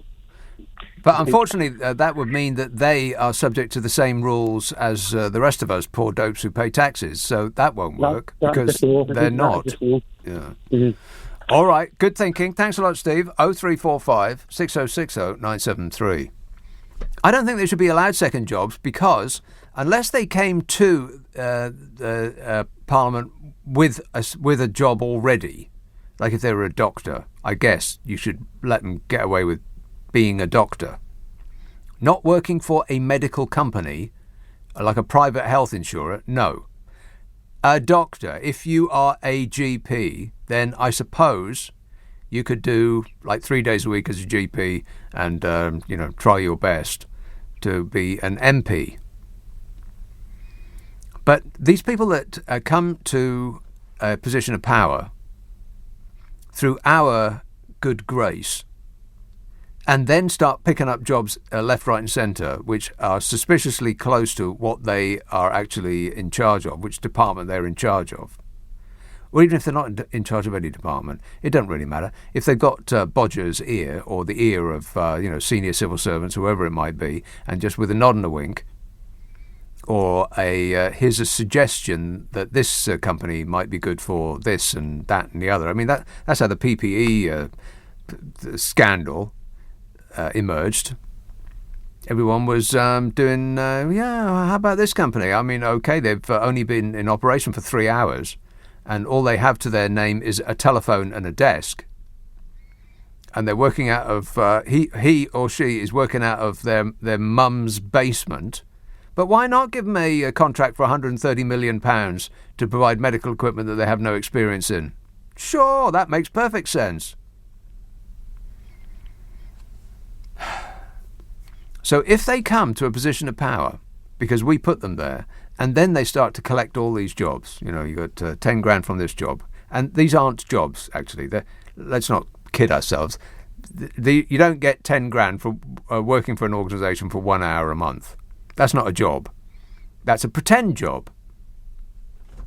And the quid pro quo is that you put forward the name of this company for them to reap the benefits of the money that they're paying you. If you can make 10 grand, you're paying to an MP, into £100 million for a contract to provide PPE, then that sounds like you've won the lottery to me. So they shouldn't be able to have any of those jobs, because they only have them because they're an MP. All of that work that they get after they become an MP should not count. At most, you should be able to continue, in some small way, a job that you have when you become an MP, but you should not be able to acquire jobs once you have become an MP. Did any of that make sense? Did to me. 0345 6060 973. This text says, we used to call woodlice granny greys. They're the ones that look like corrugated tubes in industrial machines or the back of tumble dryers, says Marielle from Swansea. Yeah, I think describing them isn't actually helping. People are trying to forget all that. You're not helping there, Marielle. Yeah, but they just come and they come and they come. It's like there must be dozens of them in nature. 20 at least out there, burrowing their way in to crawl across the carpet. Idiots. This text from Patrick says, well done, Boris. It's looking a lot like you've scrapped the only section of HS2 serving any purpose. Now all we're left with is a shiny toy train joining the heart of the nation's capital with a windswept frontier outpost in the middle of nowhere. Imagine your delight stepping off the train onto a vandalised, unlit platform shelter stuffed with needles and broken glass and pee. Which station is that? He says, the Tory party, the gift that keeps on giving, says Patrick in Guildford. That whole thing is just, it stinks to high heaven. Everything about that HS2, it's just wrong. I mean, for a start, by the time it's finished, it's going to be ancient technology. What's the point? People aren't going to offices like they used to anymore. They're not travelling from Birmingham to London to go on business meetings. They just aren't. We got Zoom for that. Who's Zooming who? Everybody these days. Get Aretha Franklin on the phone and she'll explain it to us. Rock and roll! It's pointless. And as for joining up and, making this, our transport system all joined up and logical, do you not have to get on a train at, it's something crazy, like if you wanted to go from Manchester to Paris, which is not an unreasonable trip to take, do you not have to go from Manchester to Leeds, and then in Leeds it doesn't arrive in the Leeds main station, it arrives in another station, which is some way away. So you've got to get out of the train, then get out of the station, and then go to another station in the same town, and then take the train to a station in London that's not the station in London that you get the train to Paris on. So you've got to get out of the station in London and walk to another station in London and then get the train, and that takes you to Paris. If it's that nuts on the other side of the channel, I'll eat my shoes. There you are, I've said it.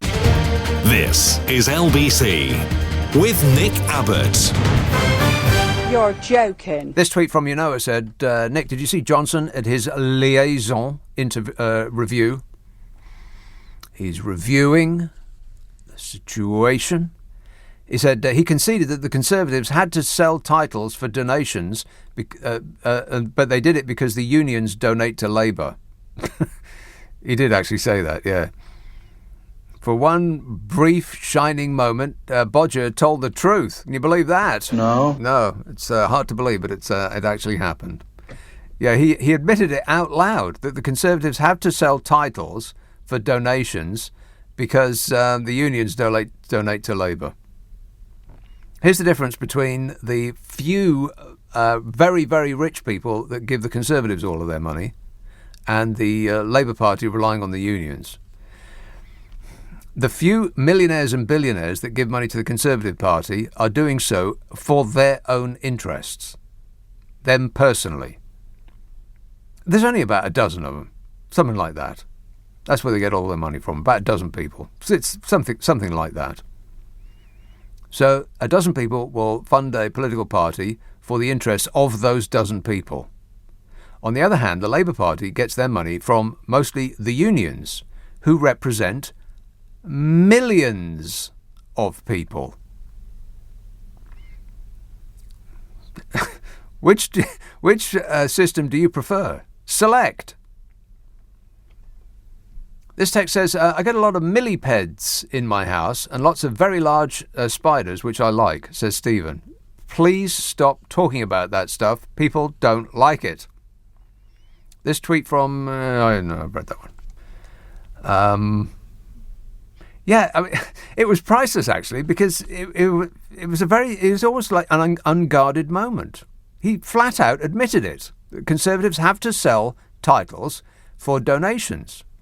It's almost like it's like a thief is apprehended by the law, and they say, well, I had to steal it because they wouldn't give it to me.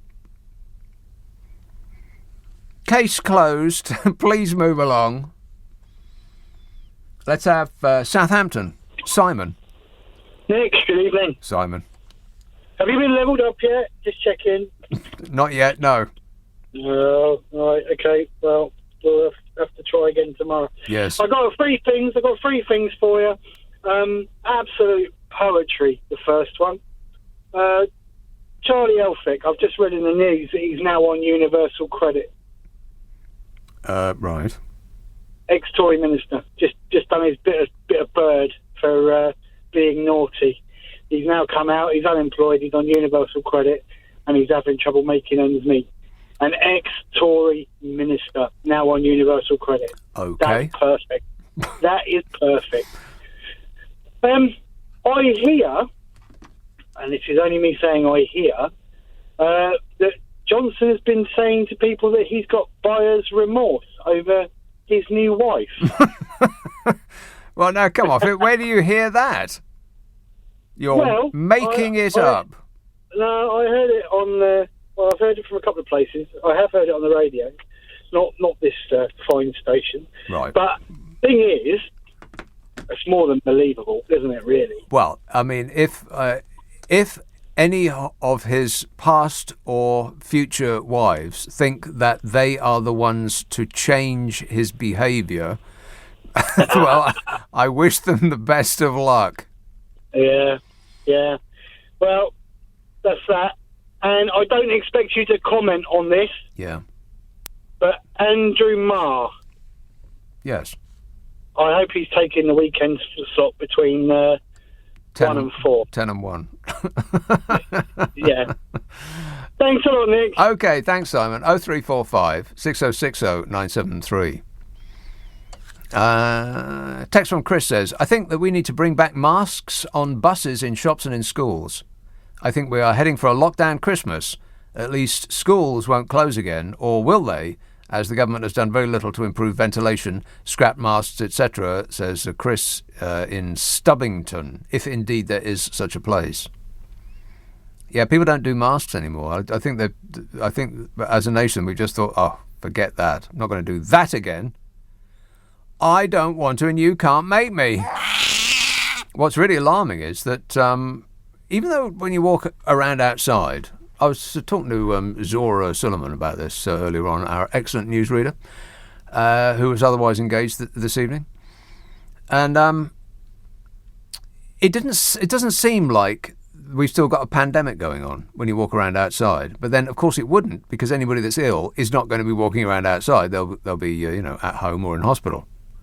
So I guess in that respect, it never did seem like we had a pandemic, apart from the bit where we were all forced indoors. Then that was like a sci-fi movie driving around London when there was nobody in the streets. It was just bizarre, about in early 2020. But other parts of Europe are closing down, and Austria and the Netherlands. Very, very upset in Rotterdam. Rotterdam it! And it's hard to believe that won't happen here, or whatever problems that they are suffering aren't going to also be suffered here, because, because of everything. Yeah. Wait a minute. Because of the excellent and professional way in which they've dealt with this. What with the contact tracing. Contact tracing.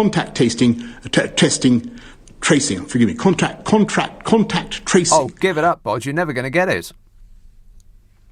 So whatever happens there, it seems likely that it's going to happen here too, but it just doesn't seem as though it will from wandering around, because it's, when you walk around the streets, you go to pubs and restaurants and so on, it's like it's over. It's actually like it never happened. We better not get too comfortable with our newfound freedom, because it could be whipped away from us at any moment. Whipped. Let's have a call in Newport. Bob. Hello. Yes, Bob. I hate to bring up politics on your show, but I'd just like to mention, right, what I hate is that they calling this sleaze. Yes. At the moment, a horrible Tory word. sleaze. Sleaze. And when it's actual theft from the working man. It's more complicated than that. It's much worse than theft. If it were only theft, then that would be one thing. But it's worse than theft. Well, it's lower than the low, isn't it? Yes. But what I'd like to mention also is I believe that these politicians will go down in history as the most corrupt that we've ever had in charge of us. I think they'll go down in history as the worst regime that we've ever had. He probably the worst prime minister, the most provably corrupt, perhaps. Because I'm sure other governments were equally corrupt, but it was all a bit I know, covered but up. this blatantly corrupt. Yes, they do seem to be rubbing our faces in it. Don't they? And I hope they remember how Italy fell. Rome. And that. Okay. Right. Good night, my friend. All Good right. night, Nick. Thanks a lot, Bob. He does love quoting Latin at us. Likes to remind us of his Eton education at every moment. Ain't that right, Bodge? Yeah. Wait a minute. Absolutely. Over and over and over again. Oh, I went to Eton. Did I tell you? Yes, Bodge, about 1 million times. Tell us something about Prometheus again. This says, text from Jan. What kind of cheese do you put in your tortilla chips? Excellent question, Jan. Whatever I've got in the fridge.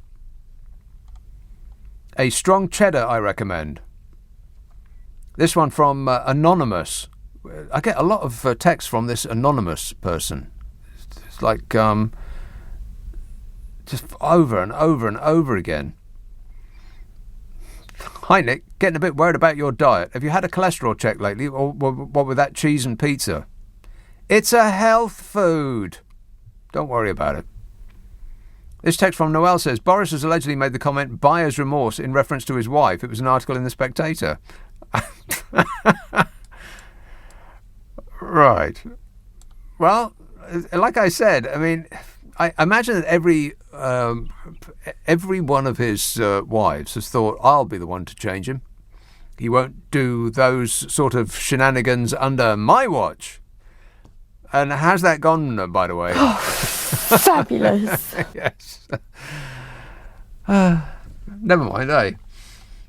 I'm looking forward to the point at which he comes back to number 10 and all of his clothes have been thrown out the window, lying on the street there with a police person guarding them. Actually, most of the time, he looks as though he has picked clothes up from the street and just put them on. It's part of his act. You know, his Just William act. Yeah. Wait a minute. His Gosh, Who Me act. Wearing really thin. This email from Alex says, genuine question. Do lords in House of Lords dress and undress themselves, or do they have personal butlers and valets? Maybe I'm watching too much Downton Abbey. Yeah, I think any amount is too much Downton Abbey, isn't it? It's like a meal of pudding. You can have too much pudding. I think that's probably true.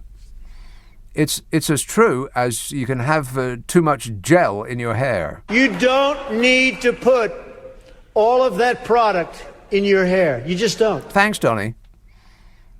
Thanks for the tonsorial advice. I always think that, if you want to get advice about hair, go to Donald Trump. Hey, I do another podcast other than this one. This show gets put out as a podcast. You know that, right? Oh, yeah, we take the ads and the news out. It takes less time to listen to. You'll use less electricity, and you won't have to sell a kidney to pay your fuel bill. It's called Nick Abbott The Whole Show, but there's also one called the Nick Abbott Habit, which is of old shows. It's like a best-of clips of old shows. 30 minutes long, and I think you'll find it to be concentrated amusement. You'll love it. Ask for it by name or on internet near you. Nick Abbott Habit, or just do a internet search on my name, Nick Abbott Podcasts, and all three will come up as though by magic. Leading Britain's conversation, LBC, with Nick Abbott. Nobody knows who the hell he is. This tweet from Phil says, yes, we have the worst government in history, but things could be worse. There's surely something in the water in the USA. At least the flag wavers here aren't allowed to walk down the street with an AR-15. Yeah, that kid got off. I mean, who could see that coming, apart from everybody that heard everything that judge said? And like I said earlier on, if a black guy had walked through the crowd anywhere in America with a military assault weapon and had started shooting people, then do you think that it would have had the same outcome? He wouldn't have gone to court to be tried because he would be freshly dead right now. This tweet from Paulasaurus says the latest US election poll has Trump leading the way. Seriously, I don't think I can put up with another 4 years of his noise. It's going to be a little hard to drown him out, yeah. I think this never mind about America, this entire planet has jumped the shark. If this was a show, it should be cancelled and replaced with something better. Unfortunately, we're stuck with it. Idris, Kensington. Hello, Mr. Nick. Thank you very much. Yes, sir. Thank you. Thank you. Appreciate it. So, yeah, my immigration crisis. What is so difficult for this government to be little bit human, not massively human, just a little bit human? Yeah. Bring these people, put them in a camp, yeah, study them, whoever deserves. Study them? Wait a minute. Yeah, study their case. Where's this going? Yeah. Now, what I'm saying, to study them, study their case, whether they deserve asylum. Right. Yes. Okay. Yeah. If they deserve to stay here, give them their right. Yes. If they don't, send them to their country's origin. Right, Why Albania. is so difficult? Yeah, if they're from Albania, send them to Albania, yes. Yeah, or Rwanda, or Morocco, Makes perfect whatever. sense to me. What they're still trying to pretend that we have taken back control of our borders. Absolutely. Don't we need more stuff for the farms and for this and for that? There is an opportunity. Bingo. There is an opportunity. Of Yeah, course. absolutely. People want to come here and work, and we have a lot of jobs that need doing by the kind of people that want to come here and work. Yeah, that we don't want to do. We lazy, corpulent Brits. Absolutely. And then you're hearing people calling themselves experts, advising the government to put the Marine there to blast this boat. Yeah. What is wrong with these people? Well, we are no longer interested in the opinion of experts. Remember that. Experts in what? In killing people. Failure after failure after failure. And then mark my word, next election, Mr. Boris Johnson will win the election. You know why? Because we have a leader on the opposition who don't even know how to preach his messages. No. That is not correct. Negative. And I'm sick of hearing people say it. People don't vote for the Conservative Party because the Labour Party is untethered at the moment, or their message is not clear, or Keir Starmer doesn't come through the TV, or he doesn't have personality, or he's not funny, or and then the what about people will start with what about under Labour? They wouldn't have done any better, would they? No. Stop saying that there's nothing, there are no options. Of course there are.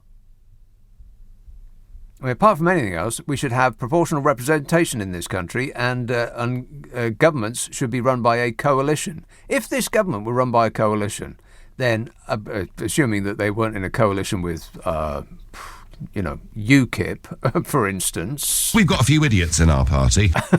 No offence. But, if it wasn't the Nigel party... I'm a nutcase. ...that they were in coalition with, and it was, like the Lib Dems or the Greenies... Groovy. ...then I would assume that things would not be as bad as they are. That we wouldn't have lost billions and billions and billions of pounds on stuff that we couldn't use, didn't arrive, didn't exist in the first place... pouring money on people that had no experience of providing what it is they were being asked to provide. But they did have the one unique qualification of being friends of the regime. That wouldn't have happened. More people would be represented if we were in a country that could be run by a coalition. Proportional representation. It's the only thing that makes sense. Because what we have at the moment is not democracy. This is not a democratic country, isn't.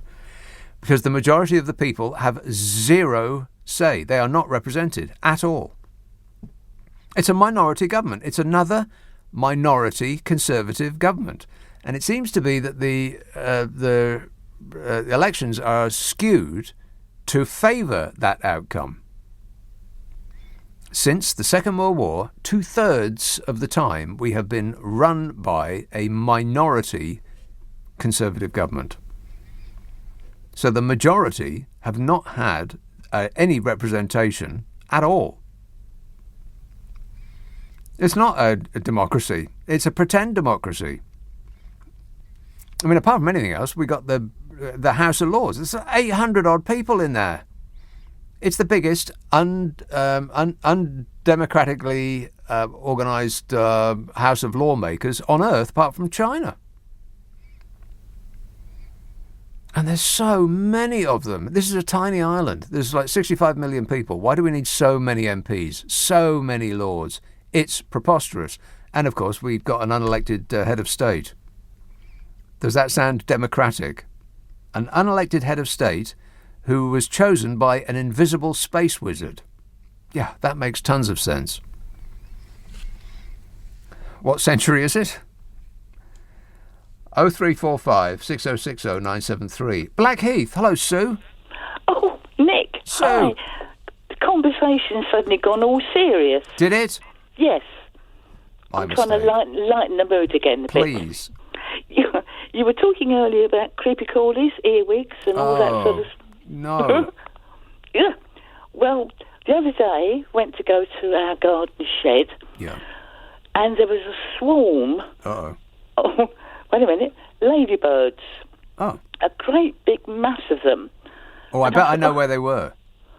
Were they hiding in the door jamb? Where the... Yes. Aha. Yeah, see? and they'd obviously were trying to get in further, but they couldn't. Probably too many in there. Well, I think what they do is they climb into the where the door meet. What are the hinges? Like the hinge side of the door. Door jam. Yeah. They do it in the windows as well. They climb in there for winter. They stay in there all huddled together. They're not trying to get in necessarily. They just they squeeze together for warmth. Well, it must have been extremely cold. I thought it was supposed to be mild out. But it was weird because they'd accumulated all around the lock. Yeah. So to get the thing open, you had to squash some of them. Oh, no. But they gave off an awful stink. They smell, yeah. Yeah, they did. Awful. Really horrible. They can bite, too. What? Mm-hmm. Oh, I should put my gloves on next time. Yeah, definitely. Well, with that, I will dash and let you carry on with your wonderful show. Oh, okay. Thanks a lot, Sue. It was a tale from the shed. Never go in the shed. You don't know what's living in there.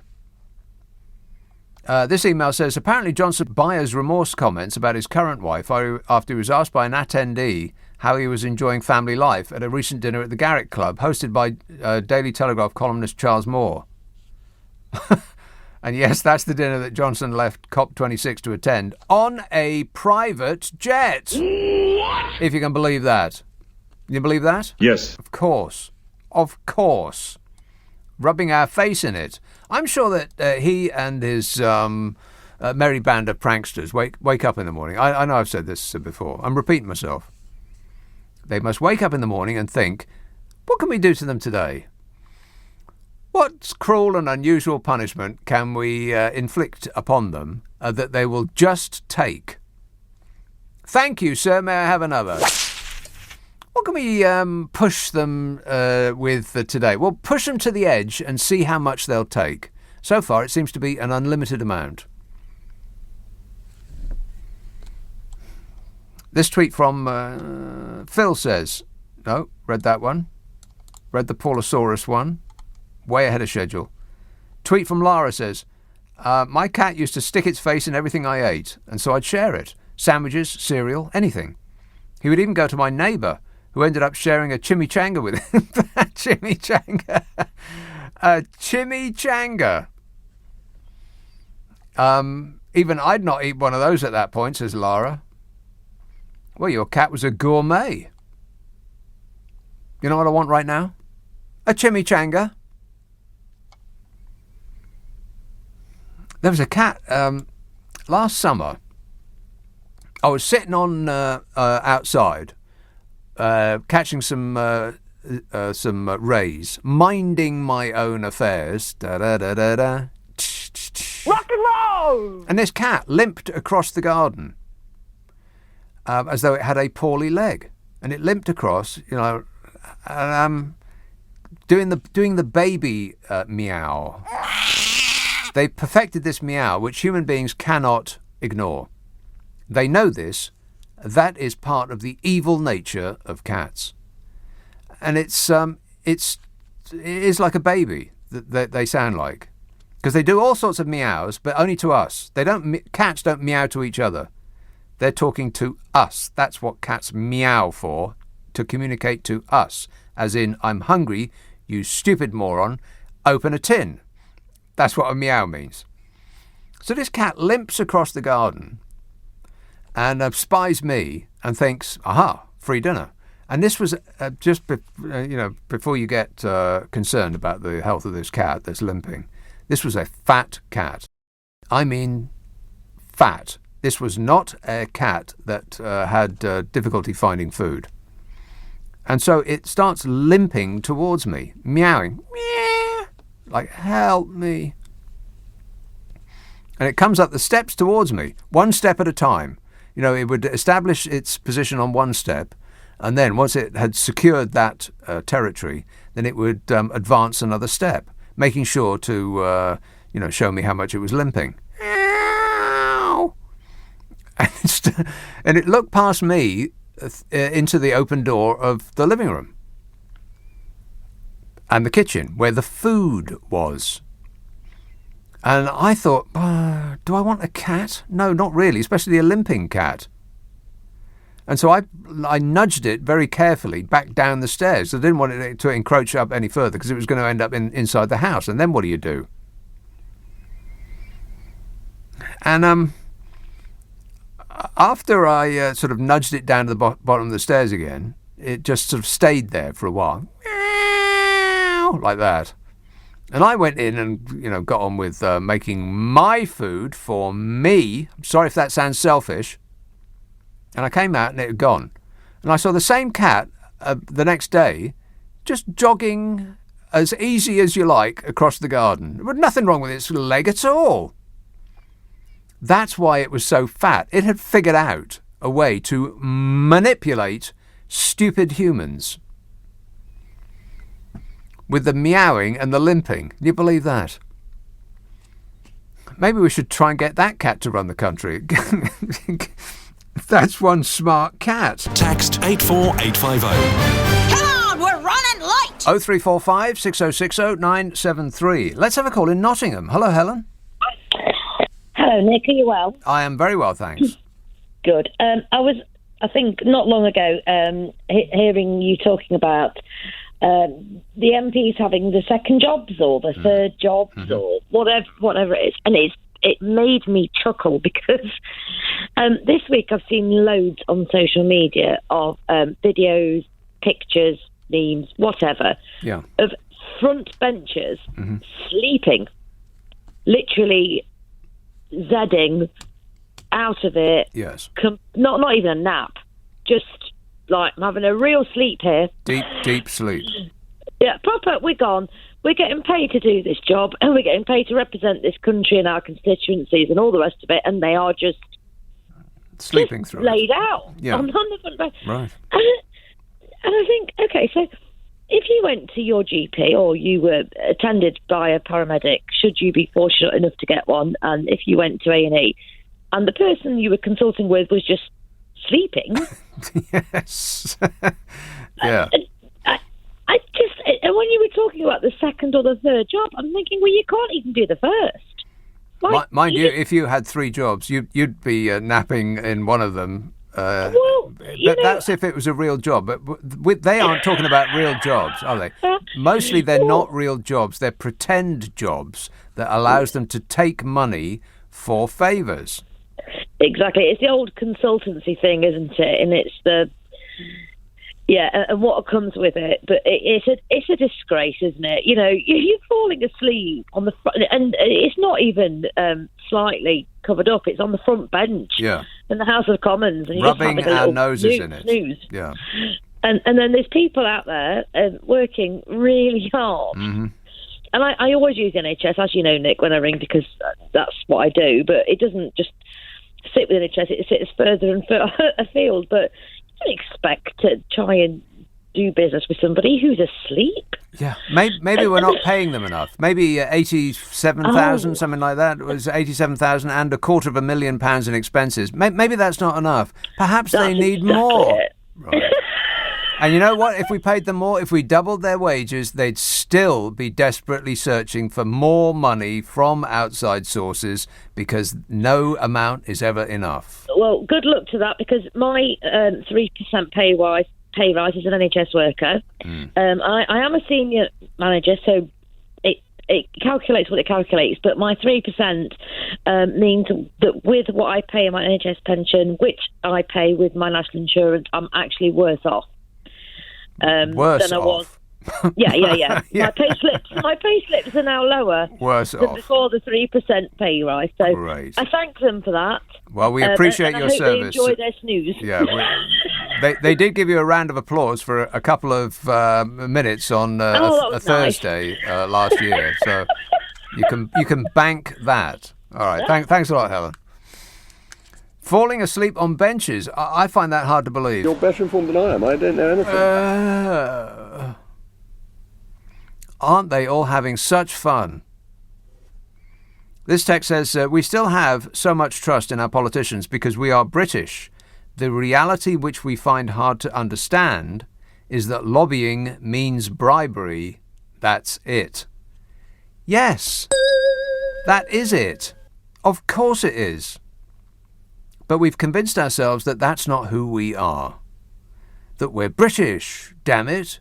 Fair play, cricket, tea at 3. Paw! That's not who we are. Slough. Christine. Hi, Nick. Christine. Yes, I agree with everything you said about the man who said that Keir Starmer won't win the next election. I'm sick of hearing that. This is like Tory rabble, sort of press saying that. Who am I going to vote for, please? He holds Bodger to account every time, and then he goes, blah, blah, blah, blah, and then he throws his bathwater. And he had a paddy, didn't he, the last time, and he called him a coward. I mean, in the House of Commons. And but another thing is that where in the standard sections or policies does it say that Tory MPs are allowed a second job? Because that's what Keir Starmer said. They're not allowed a second job, and now we should legislate for it. So don't you think that's something that's honest and decent? What is this country coming to? I mean, we put these people in power, and then we're surprised that they rob us blind, fill their boots at our cost. The number of times that I've heard people say, of course everybody knew what Boris Johnson was like. It was built into our decision-making. We knew what we were voting for. He's a bit of a chancer, and he's that funny bloke off the telly. So we knew what we were getting. But I don't think we did. I seriously doubt that people thought that we would get this. Definitely not. I don't think we're really at a very low ebb. I believe that's politics true. Is, yeah, it seems seems to be at the moment about with all the terrible, sleaze. Well, not sleaze, but bribery and corruption. Yeah. Really, that's what it is. Calling it sleaze is giving it some sort of charming name. It is. It's not strong enough a word. Exactly. It's like a sort of a funny sort of word where you can excuse them, but the actual thing is that it's bribery and corruption at its worst, and we're just sitting there taking it. If we were the French, they'd actually storm the House of Parliament, but we're too English, aren't we? And we just go, yeah, all right, that's all right. And the corruption part, I mean, that seems like too benign a word as well. We're talking about billions of pounds. That's right. That have disappeared. Where has the money gone? Who's got the money? Let's start filling jails. I mean, it's that serious, surely. But they're going to get away with it, and you know that they're going to get away with it from the looks on their faces, which are, ever since they got into power, it's a permanent fixed grin. A smirk is what it is. That should be the new logo of the Conservative Party, a smirk. It's almost like, oh yeah, what are you going to do about it? Kind of look. Thanks a lot, Christine. Gotta go. Time's ticking away. This text from T kind of sums it all up, really. You can never straighten a bent nail. Any carpenter will tell you that that's true. Ain't that right, Bodge? I can't comment on that. Completely correct in every respect. You can't straighten a bent nail. You got to pull it out and use a straight one. Don't try to straighten a nail if it's already been bent. Won't work. Already been bent. Won't work. Already been bent. Won't work. Already been bent. Won't work. Already been bent. Won't work. Already been bent. Won't work. Already been bent. Won't work. Already been bent. Won't work. Already been bent. Won't work. Already been bent. Won't work. Already been bent. Won't work. Already been bent. Won't work. Already been bent. Won't work. Already been bent.